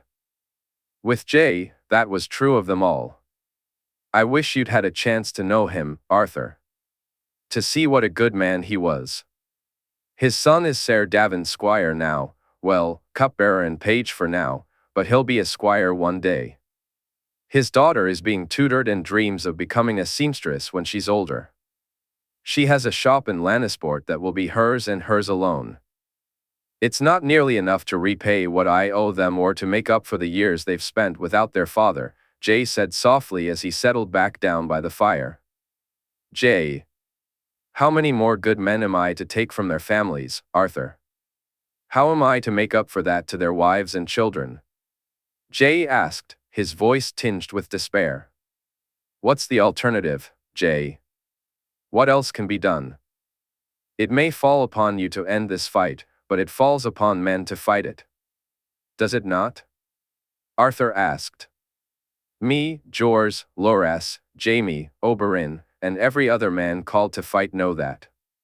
This isn't a war you started or one you wished for, but it's a battle that must be fought. You honor those we've lost by winning it. If we lose, it won't matter how sorry we feel for their families, they won't have any left." Jae looked at him and nodded. "He was a good man, Arthur, and I miss him every single day." As he wiped his eyes, he stood and walked over to where Rhaenys lay. Heart was a valuable thing, compassion, sympathy, and empathy were far better to have than not. His king possessed them all in abundance. Over the years, Jae had come to see Arthur as more his mother's son than his father's. Jae was far happier than Rhaegar had ever been, even with Lyanna by his side. Yet, like his father, Arthur took things to heart far too much. When he did, it felt as though Jae was sitting with his prince instead of his king. However, Arthur bounced back quickly, and his words seemed to resonate a bit easier. So, when they woke the next morning, it was once again Lyanna's son that Jae saw before him. After breaking their fast and washing up, they were soon soaring through the air once more. The sight of the vast number of ships assembled along the coast as they flew toward Eastwatch was awe-inspiring. Rhoynish ships, Dornish ships, vessels from the Valerians and the Mandalis, pinnacles, smaller boats, and longships from the Iron Islands, an entire fleet ready to evacuate everyone from this side of the north. Arthur knew it was the same on the other side. They landed near the large encampment that the free folk had made their home. After dismounting from Rhaenys' back, they headed to speak with the clan chiefs. Jae didn't stay long. He made sure the men understood they needed to head for the ships if the worst were to happen. Ned watched as his king knelt down to speak with some of the wargs and, he believed, their familiars too. Before long, they were back on Rhaenys' back, soaring through the air. As he looked down, the wall came into view, and a shiver ran through him as he thought about what lay on the other side. Soon, he would face the dead once more. Castle Black, 301 AC. He remembered a time when he had considered sending his nephew here, thinking it was best for the realm to send the true king to the wall. But as Castle Black loomed closer, he realized how catastrophic that decision could have been, not just for the realm or the north, but for Jaehaerys himself. Trying to push away the guilt, Ned focused instead on the fact that fate and Jaime Lannister had intervened. He climbed down from his horse and soon found himself face to face with Jeor Mormont. "Gods, Ned, it's good to see you," Jeor said, a smile breaking across his face. "You too, Jeor. Have any of the others arrived yet?" Ned asked, taking in the sight of the buildings that had seen better days. "Aye, Ned. Karstark arrived a day or so ago, and we received a raven from last hearth. Apparently, there's to be a wedding before the Umbers leave," Jeor replied, grinning. "Any news from His Grace?" Ned inquired as Robb and Cregan joined him. "Not as of yet.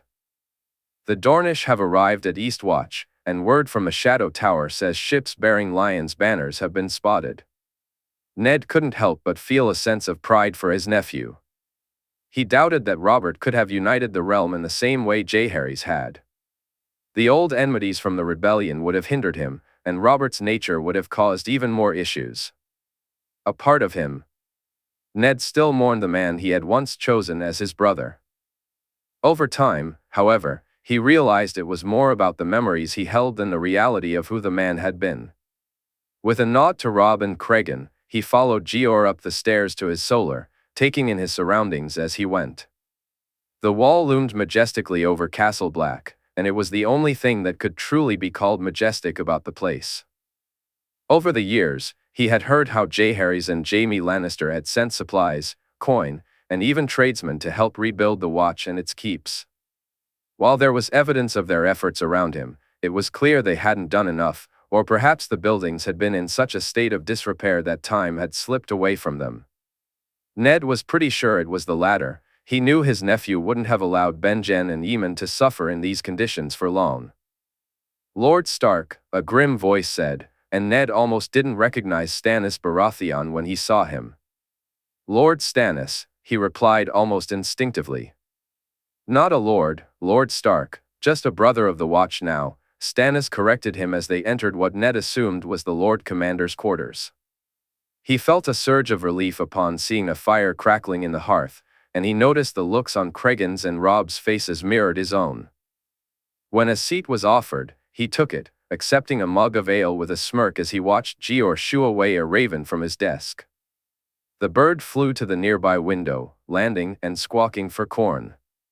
"We haven't sent out any rangers as per His Grace's instructions, but the men on the wall have seen nothing, Ned.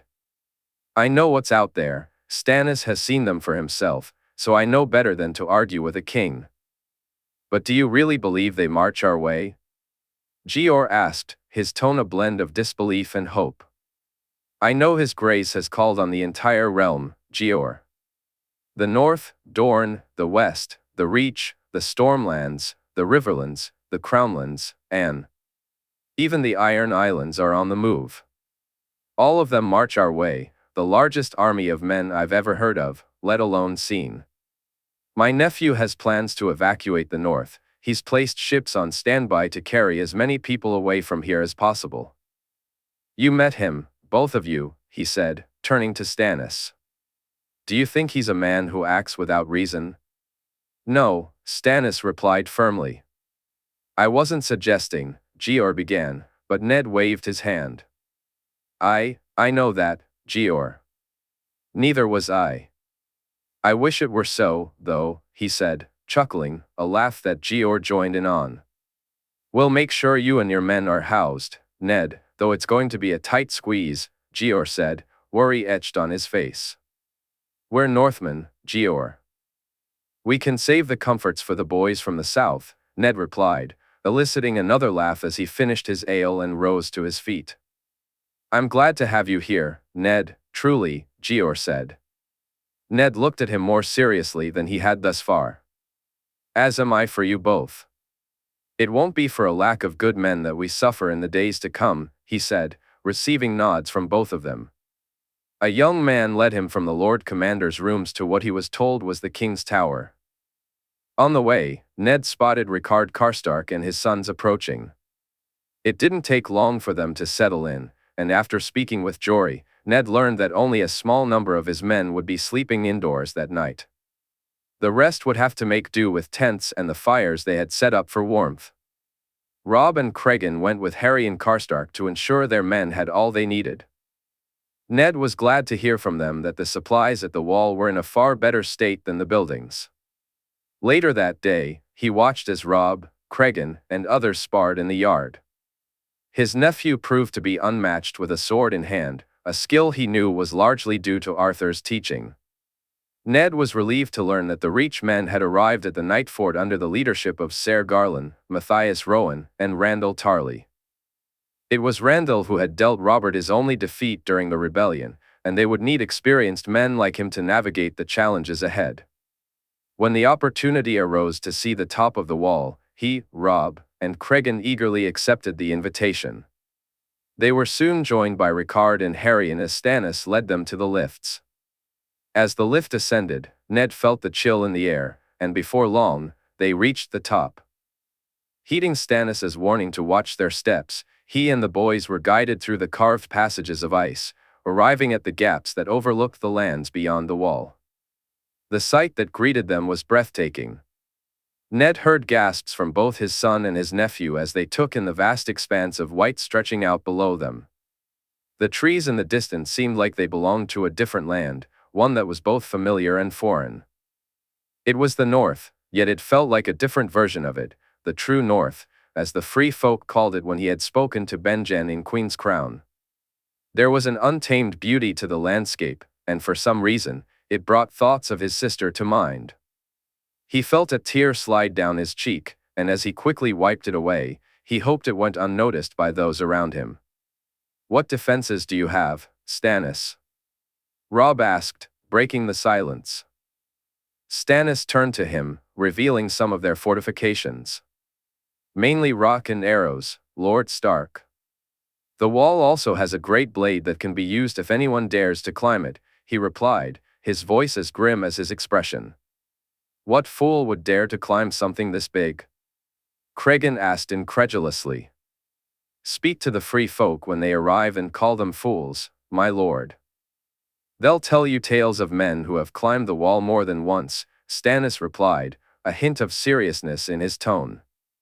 "Once, if that's not enough to make you believe them, then remember one thing," Stannis said.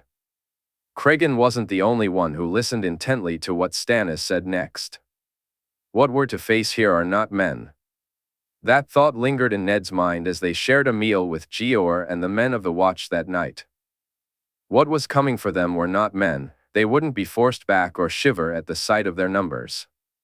They would feel no fear, not even in the face of the dragons on their side, and they wouldn't care about the losses inflicted upon them. There would be no retreat, no parley, and no surrender. The things approaching them were unfazed by the fears of men. After all, why would the dead worry about dying? His sleep was haunted by terrible dreams of creatures that were dead yet still moved. Men and women whose hearts no longer beat, yet they walked among the living. There were other creatures as well, animals and things even worse than they. He dreamt of beings carved from ice, with eyes bluer than the clearest sky, and one of them looked his way, a chilling smile etched on its face. When he awoke, it was early.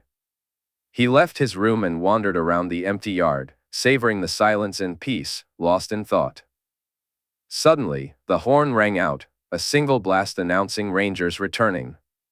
But this time, the call came from the watchers at the gates, not the wall, and it wasn't a ranger's arrival they announced. "Who is it?" Ricard Karstark asked, having rushed out when he heard the horn and saw Ned standing in the yard.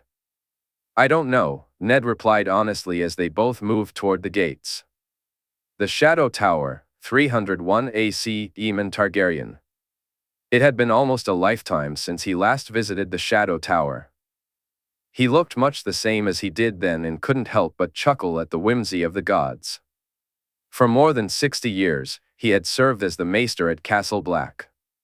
He had met almost every commander of the Shadow Tower during his time, and though it wasn't far away, he had only made one visit. If there were anyone still alive from those days, they might think they were seeing a ghost. But as old as Ser Dennis Mallister was, he hadn't been there when Aemon last arrived.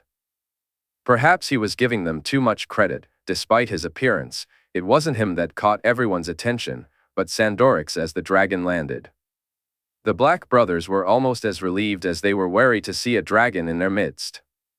Aemon climbed down from Sandorix's back and instructed him to rest, assuring the dragon that they would soon be flying again as he escorted Lord Kevin and the men from the Westerlands to their destination. Aemon traveled without a guard, much to his niece's annoyance. Despite her offer and that of his nephew, both he and Jaehaerys had refused. Aside from this moment and long before the upcoming fight, he wouldn't be on the ground or off his dragon's back. So when Jaehaerys suggested that perhaps he needed a guard for this occasion, he laughed and replied that these men had once been his brothers. If he couldn't rely on them to keep him safe before the fighting began, they were all doomed when it did. Reluctantly, his nephew had agreed and then convinced his niece to do the same. Aemon could only imagine that Jaehaerys made an even stronger case than he did. "Prince Aemon, Ser Dennis, and the half-hand await you inside," a young man said, glancing past him at Sandorix resting in the snow. "Lead the way, young man," Aemon replied, following behind him. There was no formal welcome, just the young man and two of his companions guiding him into the grounds of the Shadow Tower. It hadn't changed much from what he remembered, except that the men seemed somewhat happier. As he entered Ser Dennis's solar, he began to understand why. Castle Black had been falling. The Shadow Tower, though better constructed, had undoubtedly seen better days. With the help of his nephew and Lord Jaime, some improvements had been made. While it still fell short of what it could be, it was certainly in better shape than it had been, even back on the day he first arrived here over 60 years ago. "Would you like some ale or food?" Ser Dennis asked as Aemon settled into a comfortably warm room. "I've already eaten, but I'll take an ale," Aemon replied. The half-hand nodded to one of the men to fetch it. "Is it just you coming, Aemon?" Ser Dennis inquired, and Aemon couldn't help but chuckle at the put-out expression on his face. For 35 years, the Shadow Tower had been under Ser Dennis's command. While Aemon had only visited once, Dennis had made many trips to Castle Black during that time. They had spoken on each of those occasions, and Aemon had taken note of the man's needs, only to find himself frustrated as he sent requests that often went unfulfilled. Looking around the room now, it was evident that those requests had been addressed far more regularly since Jaehaerys became king than they had been before. Lord Kevin and the fleet from the Westerlands should be arriving soon, and will be leaving some men to guard the ships and bolster your own forces. The fight, however, won't be here, at least not at first, he explained, catching the surprised look on the half-hand's face. "I thought it would be at the bridge?" Dennis asked. "His Grace thinks otherwise, and it is to him that we look for guidance. We will focus on Castle Black, the Night Fort, and then Eastwatch by the sea," Aemon stated. Dennis regarded him with curiosity. "How can he be so certain, Aemon?" Dennis pressed. Aemon smiled. "There are things my nephew can do that would astonish you, Dennis. I've witnessed them, and even I don't understand them all. What I do know is that we live in a world infused with magic, and my nephew possesses more of it than any man I know," he said proudly. He then heard a snort from the half-hand. "You don't believe me?" "I believe you believe," the half-hand said, looking at Aemon. "But sitting there, I can see that there's magic at work. But this? Knowing where an enemy will be before they even arrive? Looking at the wall and thinking an enemy would march on Castle Black, when the Bridge of Skulls is a far more reliable way to cross? No, Aemon, I don't believe you. It matters not, for it's not Corin or I who are in command. My men will stay here, Aemon, and will welcome those you bring. Though I wish your dragon was staying too," Dennis added with a cough. "My nephew will be here before the week is over, Dennis. There's a reason this won't be where the fight occurs, but that reason hasn't happened yet," Aemon replied, both men regarding him with disbelief. He wished he could share what Jaehaerys had planned, but his nephew had been clear that he could not. Just as Jae could see the Night King and his moves, Aemon could perceive some of their own strategies, aside from those hidden in the minds of dragons. Aemon asked for and received some food for Sandorix, not enough to truly feed the dragon, but it would satisfy him for now. After bidding farewell to Ser Dennis and the half-hand, he climbed back onto Sandorix's back, and they set off toward the sea. Once they spotted ships on the horizon, Aemon told Sandorix it was time to feed, as it would be a while before he could hunt again. The whale was small, but it would suffice for the moment. As Sandorix devoured his meal, Aemon waited on the shore for the first of the ships to arrive. He didn't have to wait long, and soon it was Lord Brax and his men he welcomed. Their smiles, upon seeing Sandorix and him, were genuine. Tyrion had flown in the war with the men of the West, and they understood the significance of having a dragon to call upon. Since his nephew would escort the men of Dorne this time around, Aemon offered to escort the men from the West. By nightfall, Lord Kevin had arrived, and Aemon was grateful to stay aboard the Pinnacle ship instead of roughing it in the tents out in the cold. He knew the men of the West were far better prepared than most, thanks to both his nephew and Lord Jaime. Even for a man like Aemon, who had spent most of his life in the north, the chill was hard to endure. The food was a welcome comfort, and the warmth of the cabin provided him with the best night's sleep he'd had since leaving King's Landing. Yet, it was the conversation that night he enjoyed most of all. "How do men live in such a place?" Ser Adam Marbrand asked. "Men are resilient, and not everyone is lucky enough to grow up in the sun," Kevin replied, prompting Aemon to chuckle. "And some of those who did found themselves here anyway," Lord Brax added, and laughter filled the cabin. "Prince Aemon, these daggers and spears, do you really think they are more suitable for the fight to come than my axe?" The Strongboar inquired, his gaze fixed on Aemon. "His Grace believes so. He, Ser Loras, Ser Arthur, and Prince Oberyn have all faced the creatures we will encounter," Ser Lyle. When he returned from beyond the wall, he insisted that every man carry dragonglass, knives, spears, arrowheads, hammers, axes. "Yes, axes," Aemon explained, watching the Strongboar's reaction. "I'll make sure you're given one, since it seems to be your weapon of choice," he added, eliciting loud laughter from the others. "I thank you, my prince." "I meant no disrespect to his grace," the Strongboar replied, though it wasn't necessary. "It's no disrespect to question, Ser Lyle. My nephew wouldn't see it that way, and neither do I. Fire, dragonglass, and dragon steel, that's what we need to confront what lies ahead, and that's what we have. For those who can wield them, we have spears tipped with dragonglass or dragon steel. His Grace wields Dark Sister, and from what I've been told, Lord Jaime carries Blackfire," Aemon said, noticing the surprised looks on everyone's faces except Lord Kevin's. The man understood just how significant his nephew was to Aemon. "And we have the dragons for the fire," he continued, prompting a chorus of mugs banging on the table. "To the dragons!" shouted Strongboar. "Aye, to the dragons," Lord Kevin added. The next morning, Aemon woke up with a headache, yet he felt better than he had in years. Over the following 3 days, more than 20,000 men landed and began to march. Aemon waited until the last of them had arrived before he took to the sky. As he flew, he glanced at the wall and sensed Sandorix's reluctance to even consider flying over or around it.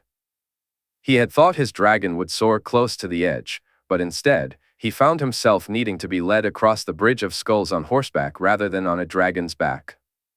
Standing on the bridge, he gazed at the vast lands beyond, with the abandoned castle of Westwatch by the bridge behind him, and felt his fears and doubts begin to rise. Whether it was the sensation of being watched, the unsettling thoughts of what might be out there approaching them, or the knowledge that something was holding Sandorix back, he couldn't tell. What he did know was that when he rode back and climbed onto Sandorix's back, flying away from the wall rather than toward it, his fears began to fade. Eastwatch by the sea, 301 AC, Loras felt different being with Garren than he had when he was with Satin. Whether it was because the prince was far more experienced than either he or Satin had been, or because he felt a deeper connection with Garren than he had with his first love, it was hard to tell. All he knew for certain was that each night they sailed and shared a bed was a night he would remember for as long as he lived. He would wake in the morning and find. Loras found his eyes drawn to the man beside him, his fingers lightly brushing against Garen's chest. As Loras closed his eyes, he could still picture Garen's face vividly. Jae had often shared his feelings about Marjorie, speaking of her in a way that, under different circumstances, would have made Loras feel jealous. But because it was his closest friend and his sister involved, he felt happiness for them both, rather than sadness over what he lacked in his own life. The chance he once thought he had for such a connection seemed to have slipped away, leaving him feeling alone. Yet now, he felt a longing deeper than ever before, making him appreciate his friend even more, knowing how Jae felt about Marjorie. "You're doing it again," Garen said, breaking his thoughts. Loras looked at him, confused, realizing Garen's eyes were open when just a moment ago they had been closed. "Doing what?" Loras asked, eliciting a chuckle from Garen, who moved his hands to cover Loras's mouth. "That smiling thing I like so much," Garen replied, causing Loras to laugh and shake his head. "You would deny me my happiness?" he asked, pretending to be offended. "Never," Garen said, and the sincerity in his words caused a lump to form in Loras's throat. I love you," Loras admitted, his voice shaky, half expecting laughter or silence in return. "I love you too," Garen said, and a moment later, he leaned in to kiss Loras, their tongues meeting. If it weren't for that sweet connection, Loras might have shouted with joy. As much as he wished to stay in bed, Loras knew they couldn't linger. Reluctantly, he pulled away and began to dress, only for Garen to playfully make a game out of withholding his clothes. By the time they finished, an hour had passed, and Eastwatch was coming into view. Strapping Rosethorn to his hip, Loras looked at Garen, and with a nod, they both set off together. Loras stood on the deck, lost in thought. Garen had surprised him with a sword on their first night at sea, and knowing Jae as he did, he really should have seen it coming. When Jae hadn't given him a weapon capable of defeating the dead, he hadn't thought much of it, at least, not until Garen's ship set sail. Now, he felt a twinge of shame as he admitted that he had been slightly annoyed with his friend. True, Jae had given Blackfire to Jaime, and Loras didn't begrudge the man who meant so much to them both for wielding a Valyrian steel sword. But it was the nagging thought that Jae hadn't sought protection for him, or perhaps hadn't cared enough, that began to take root in Loras's mind. Then Garen had called him to his quarters and presented him with a Valyrian steel sword that was meant to be his and his alone. "Our king wished to have a sword made for you. I believe he had already arranged everything except for the hilt. I asked him to let me gift you one instead," Garen explained. When Garen handed him the sword, Loras found himself unsure of who he was more grateful to, Jae, for not forgetting about him and for caring enough to have a sword made, or Garen, for giving him a sword that had been in his family for generations. It was only because he wielded a spear that he could accept the gift without feeling guilty, though soon his worry shifted to Garen's safety. Loras practiced with the sword every day, not striking against anything, but simply getting used to the feel of it in his hands.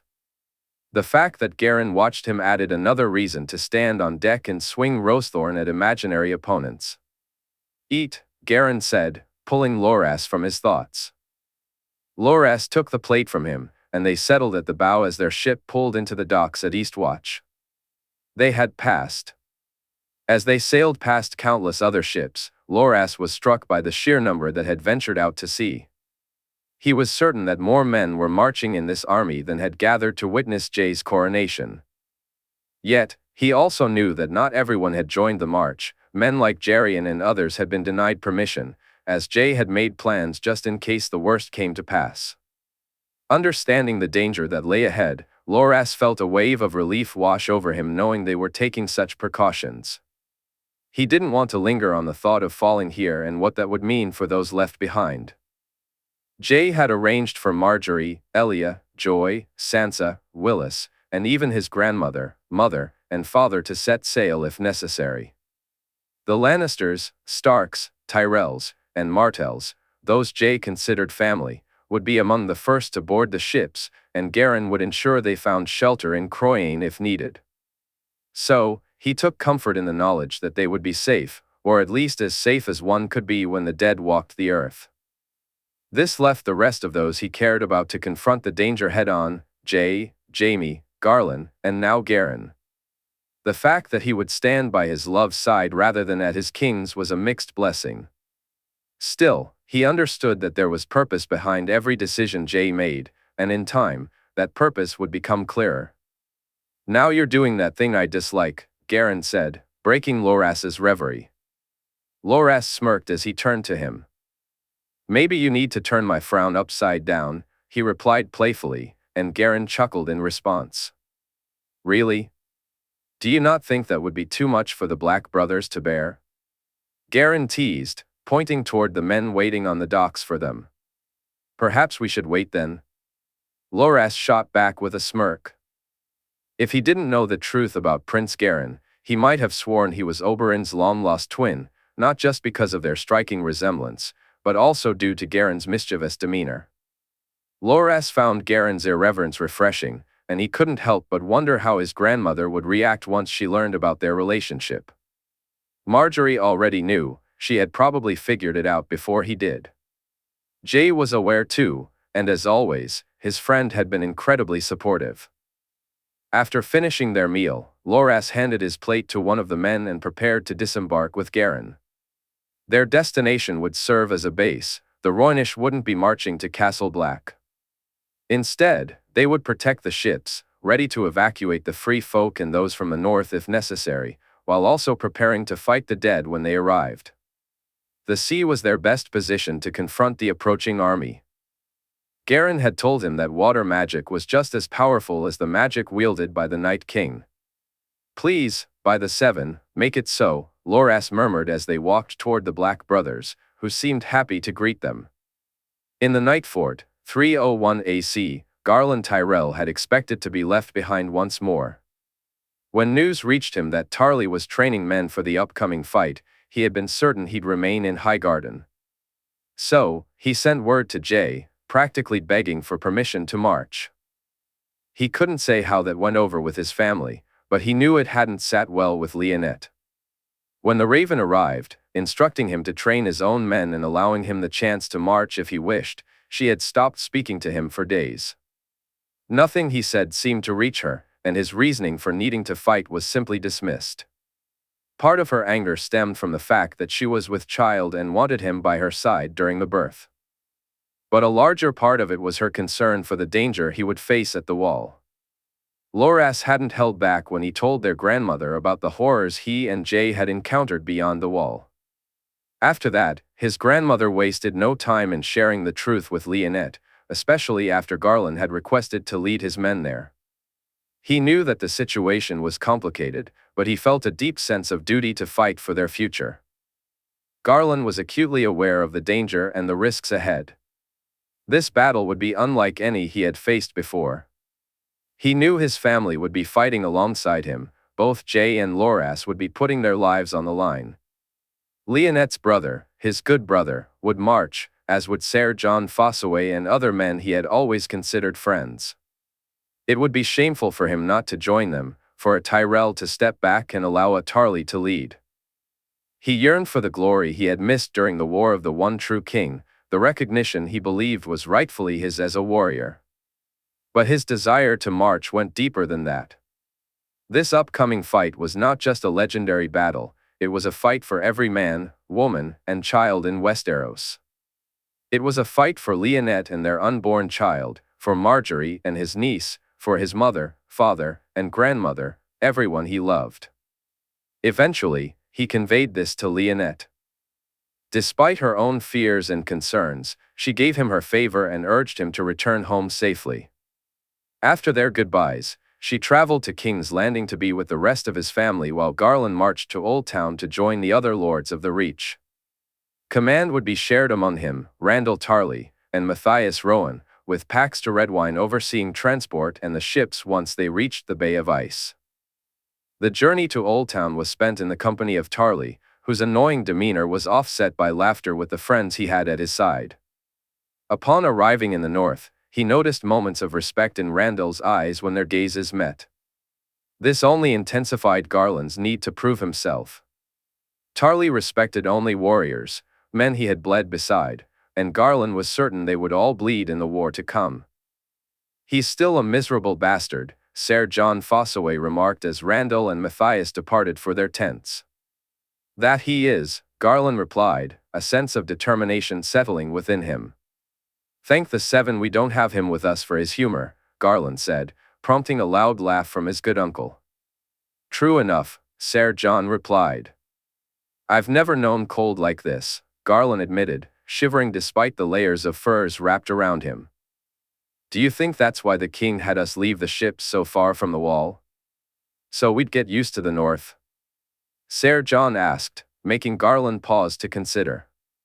Their orders had awaited them in Old Town, along with their ships.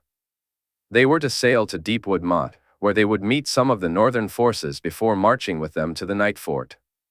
It would take more than a month to complete the journey, and they had already been marching for nearly 3 weeks.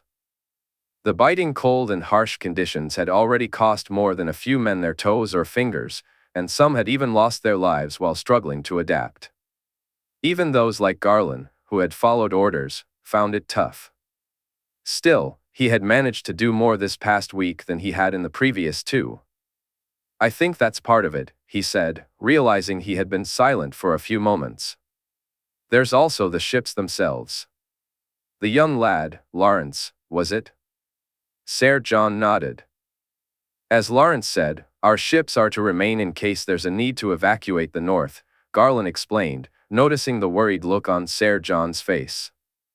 "I still think it would have been best for them to be closer to the wall," Ser John said. "The ships from the west will take up all the space further along, Roninish, Dorne's, and the King's Own, all along the eastern shores. I get the feeling our ships and the West's combined leave no room for a free dock anywhere along the western coast, and that's not even counting the Ironborn, John. Damn Reavers. You think we can trust them to watch our backs?" John said, his voice bitter. He had never liked the Ironborn. "The king does, and who am I to gainsay him?" Garland chuckled. The dragon joined them the next day, and when he saw that it was the green and bronze dragon, and he noticed the surprise on the faces of the men with him. They were more than pleased to have a dragon at their side, aware that Prince Aemon was with the men of the West and Prince Tyrion with the men of Dorne. Garland suspected that some of them had hoped it would be the king himself standing beside them, but there wasn't a man among them who would dare consider Princess Jaehaerys a second choice.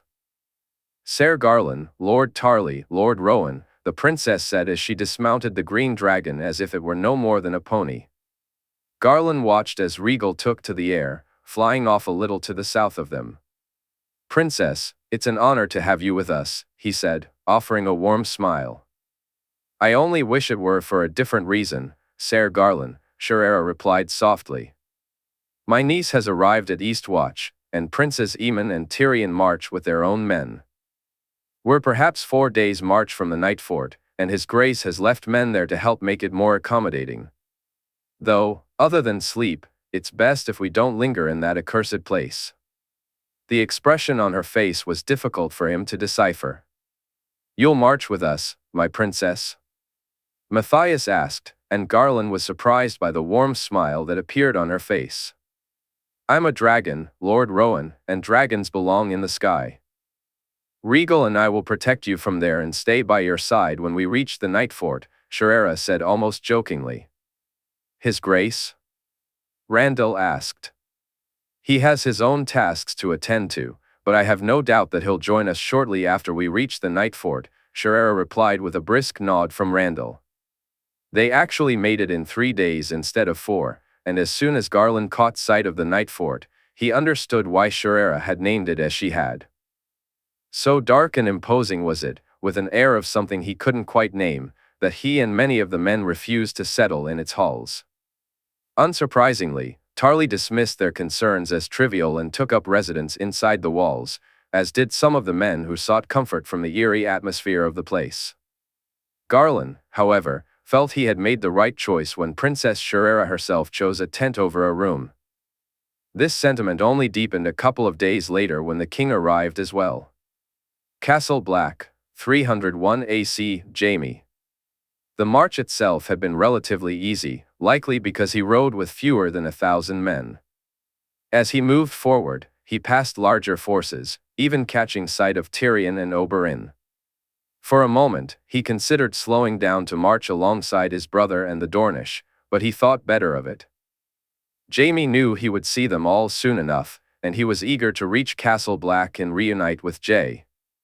Since their last conversation as he departed King's Landing, he hadn't seen his king in more than a moon, and he found himself missing both him and Loras. It would be even longer until he saw Loras again. He felt a strong need to prepare the Westermen for what lay ahead.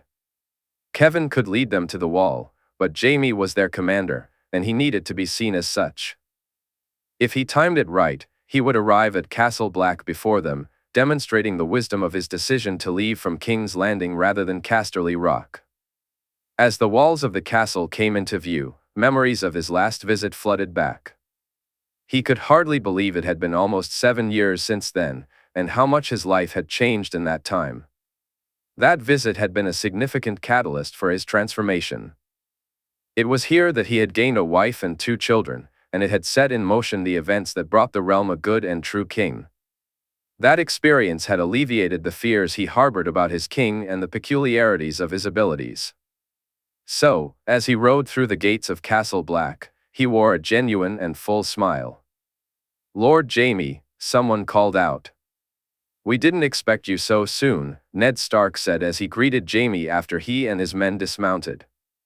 "Nor I." "Is His Grace here?"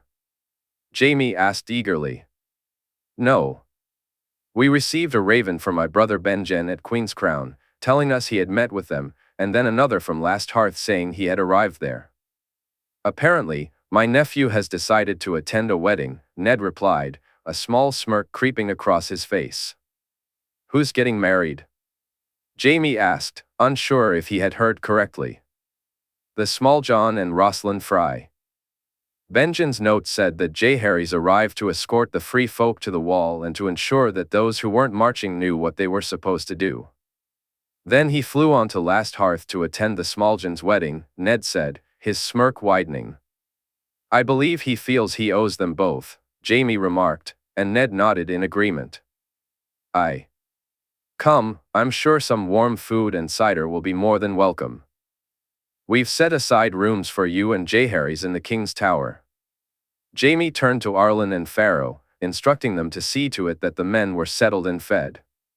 As they walked up the steps, he noticed men training under the watchful eyes of Jay's cousins, Robb and Cregan, along with some men he hadn't seen before. He squinted at them, trying to place their names, and Ned noticed his curiosity. "They're the Company of the Rose. They arrived a couple of days before you." "Gods, even knowing they were back in the north hadn't prepared me for actually meeting them," Ned said, shaking his head. "Jay used them to protect his aunt and sent them a message about the fight to come. He spoke to me about a prophecy they have, something about the White Wolf calling them back to the north," he continued, not entirely recalling the details of Jay's words, which wasn't surprising given the many prophecies surrounding his king. "The White Wolf will howl, and we will follow, for he is the prince that is promised, and only together can we bring the dawn," Ned said almost reverently. "Never simple, are they?" Jaime replied with a hearty laugh. "These prophecies, they never just say what they mean." He noticed Ned's confused expression and added, "I think this one was simple enough, and I thank the old gods that Jay found Ghost." Ned nodded in agreement. Jaime stepped into the Lord Commander's quarters and found Stannis Baratheon, Jeor Mormont, and Ricard Karstark engaged in animated conversation. As soon as they noticed Ned wasn't alone, their chatter ceased, and Jeor rose to greet him. "Lord Jaime, it's good to see you again," Jeor said, his tone warm and genuine. "Aye, you too, Lord Mormont. Though, would you hold it against me if I said I'd rather we weren't meeting under these circumstances?" Jaime replied, prompting a round of laughter. Given what we're about to face, I doubt there's a man in this room who would, Ricard Karstark remarked as Jaime shook his hand and took a seat. Here, get this into you. No doubt the road's been as kind as it always is, Jaehaerys said, pouring Jaime a mug of something steaming. Jaime savored the warmth and flavor of the cider with his first sip. Perhaps you can talk some sense into Torrhen here, Jaime, Jaehaerys said, a hint of exasperation in his voice. Jaehaerys? Jaime asked, puzzled. The company wishes to travel beyond the wall to scout for the army of the dead, Torrhen Snow interjected, earning a derisive snort from Stannis Baratheon. Then the company will be no more, Jaime stated firmly. Torrhen shot him an angry look, and Jaime braced himself for the argument he knew was coming. Despite being the hand of the king, he was aware that he had no authority to dictate what the Company of the Rose could or could not do. Only Jae could command their respect, and it was only to him that they would listen. Jaime couldn't help but smirk at the sound of the dragon in the distance. She landed, wondering if the old gods had orchestrated the arrival of his king at that precise moment, or if Jae's timing was simply that remarkable. The king's here, father. Robb Stark exclaimed, practically bursting into the room. You can take it up with his grace, Torrhen. See for yourself why he asked me and my men not to range beyond the wall for more than a year or two, Jaehaerys said, sounding like a man who had finally won an argument he was tired of having. I'll speak to the king, Torrhen replied with a nod. After taking one last swallow of his hot cider, he joined the others on their way to the courtyard. He could see Rhaenys towering over the gates, which were now opening to allow Jae, Arthur, and Jorah to enter. They reached the courtyard just as he did, and Jaime knelt down, following the others. He felt a surge of happiness at the sight of Jae's smile as he approached them. By the old gods, is that? Ned Stark asked.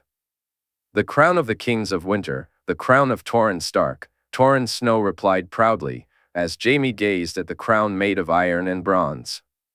Castle Black is yours, your grace, Jaehaerys said, standing before them. I thank you, Lord Commander. Rise, all of you.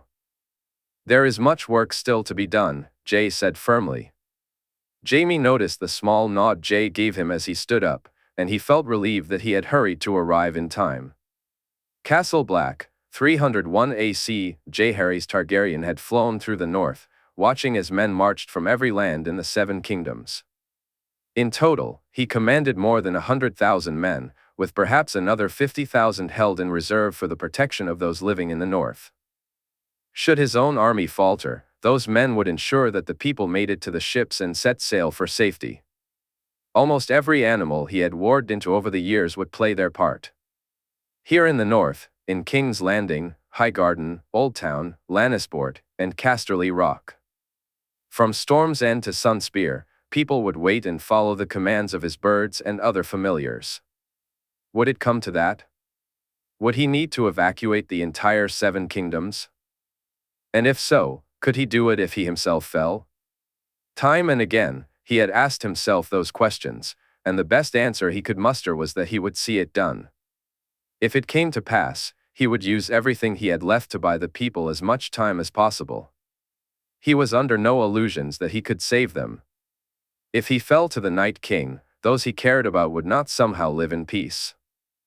The magic of the Night King would bring the entire world of planetos under his control, and life, every form of life, would end. Jae often recalled something his uncle, Jaime, and Lady Olenna used to say as he drew closer to his throne, when you play the Game of Thrones, you either win or you die. There is no middle ground. This was no game, but their words rang more true now than ever. It wasn't just his life at stake. Everyone he cared about was in danger, the people who had placed their faith in him to protect them, his friends who meant so much to him, and his kin on both sides. He thought of those he had left behind, hoping to keep them from harm or at least buy them an extra day, week, moon, or year in this world. His wife, his daughter, gods, the thought of never seeing them again was kept at bay only by his determination to do just that. I will hold Elia in my arms and see her grow. I will feel my wife's lips on mine once more. I will see my family again, those I've left behind and those I've lost. I swear it on the old gods, on Mlawler, and on the seven who are one. I swear it on fire and blood. Each night, he would go to sleep repeating those words over and over until his eyes finally closed.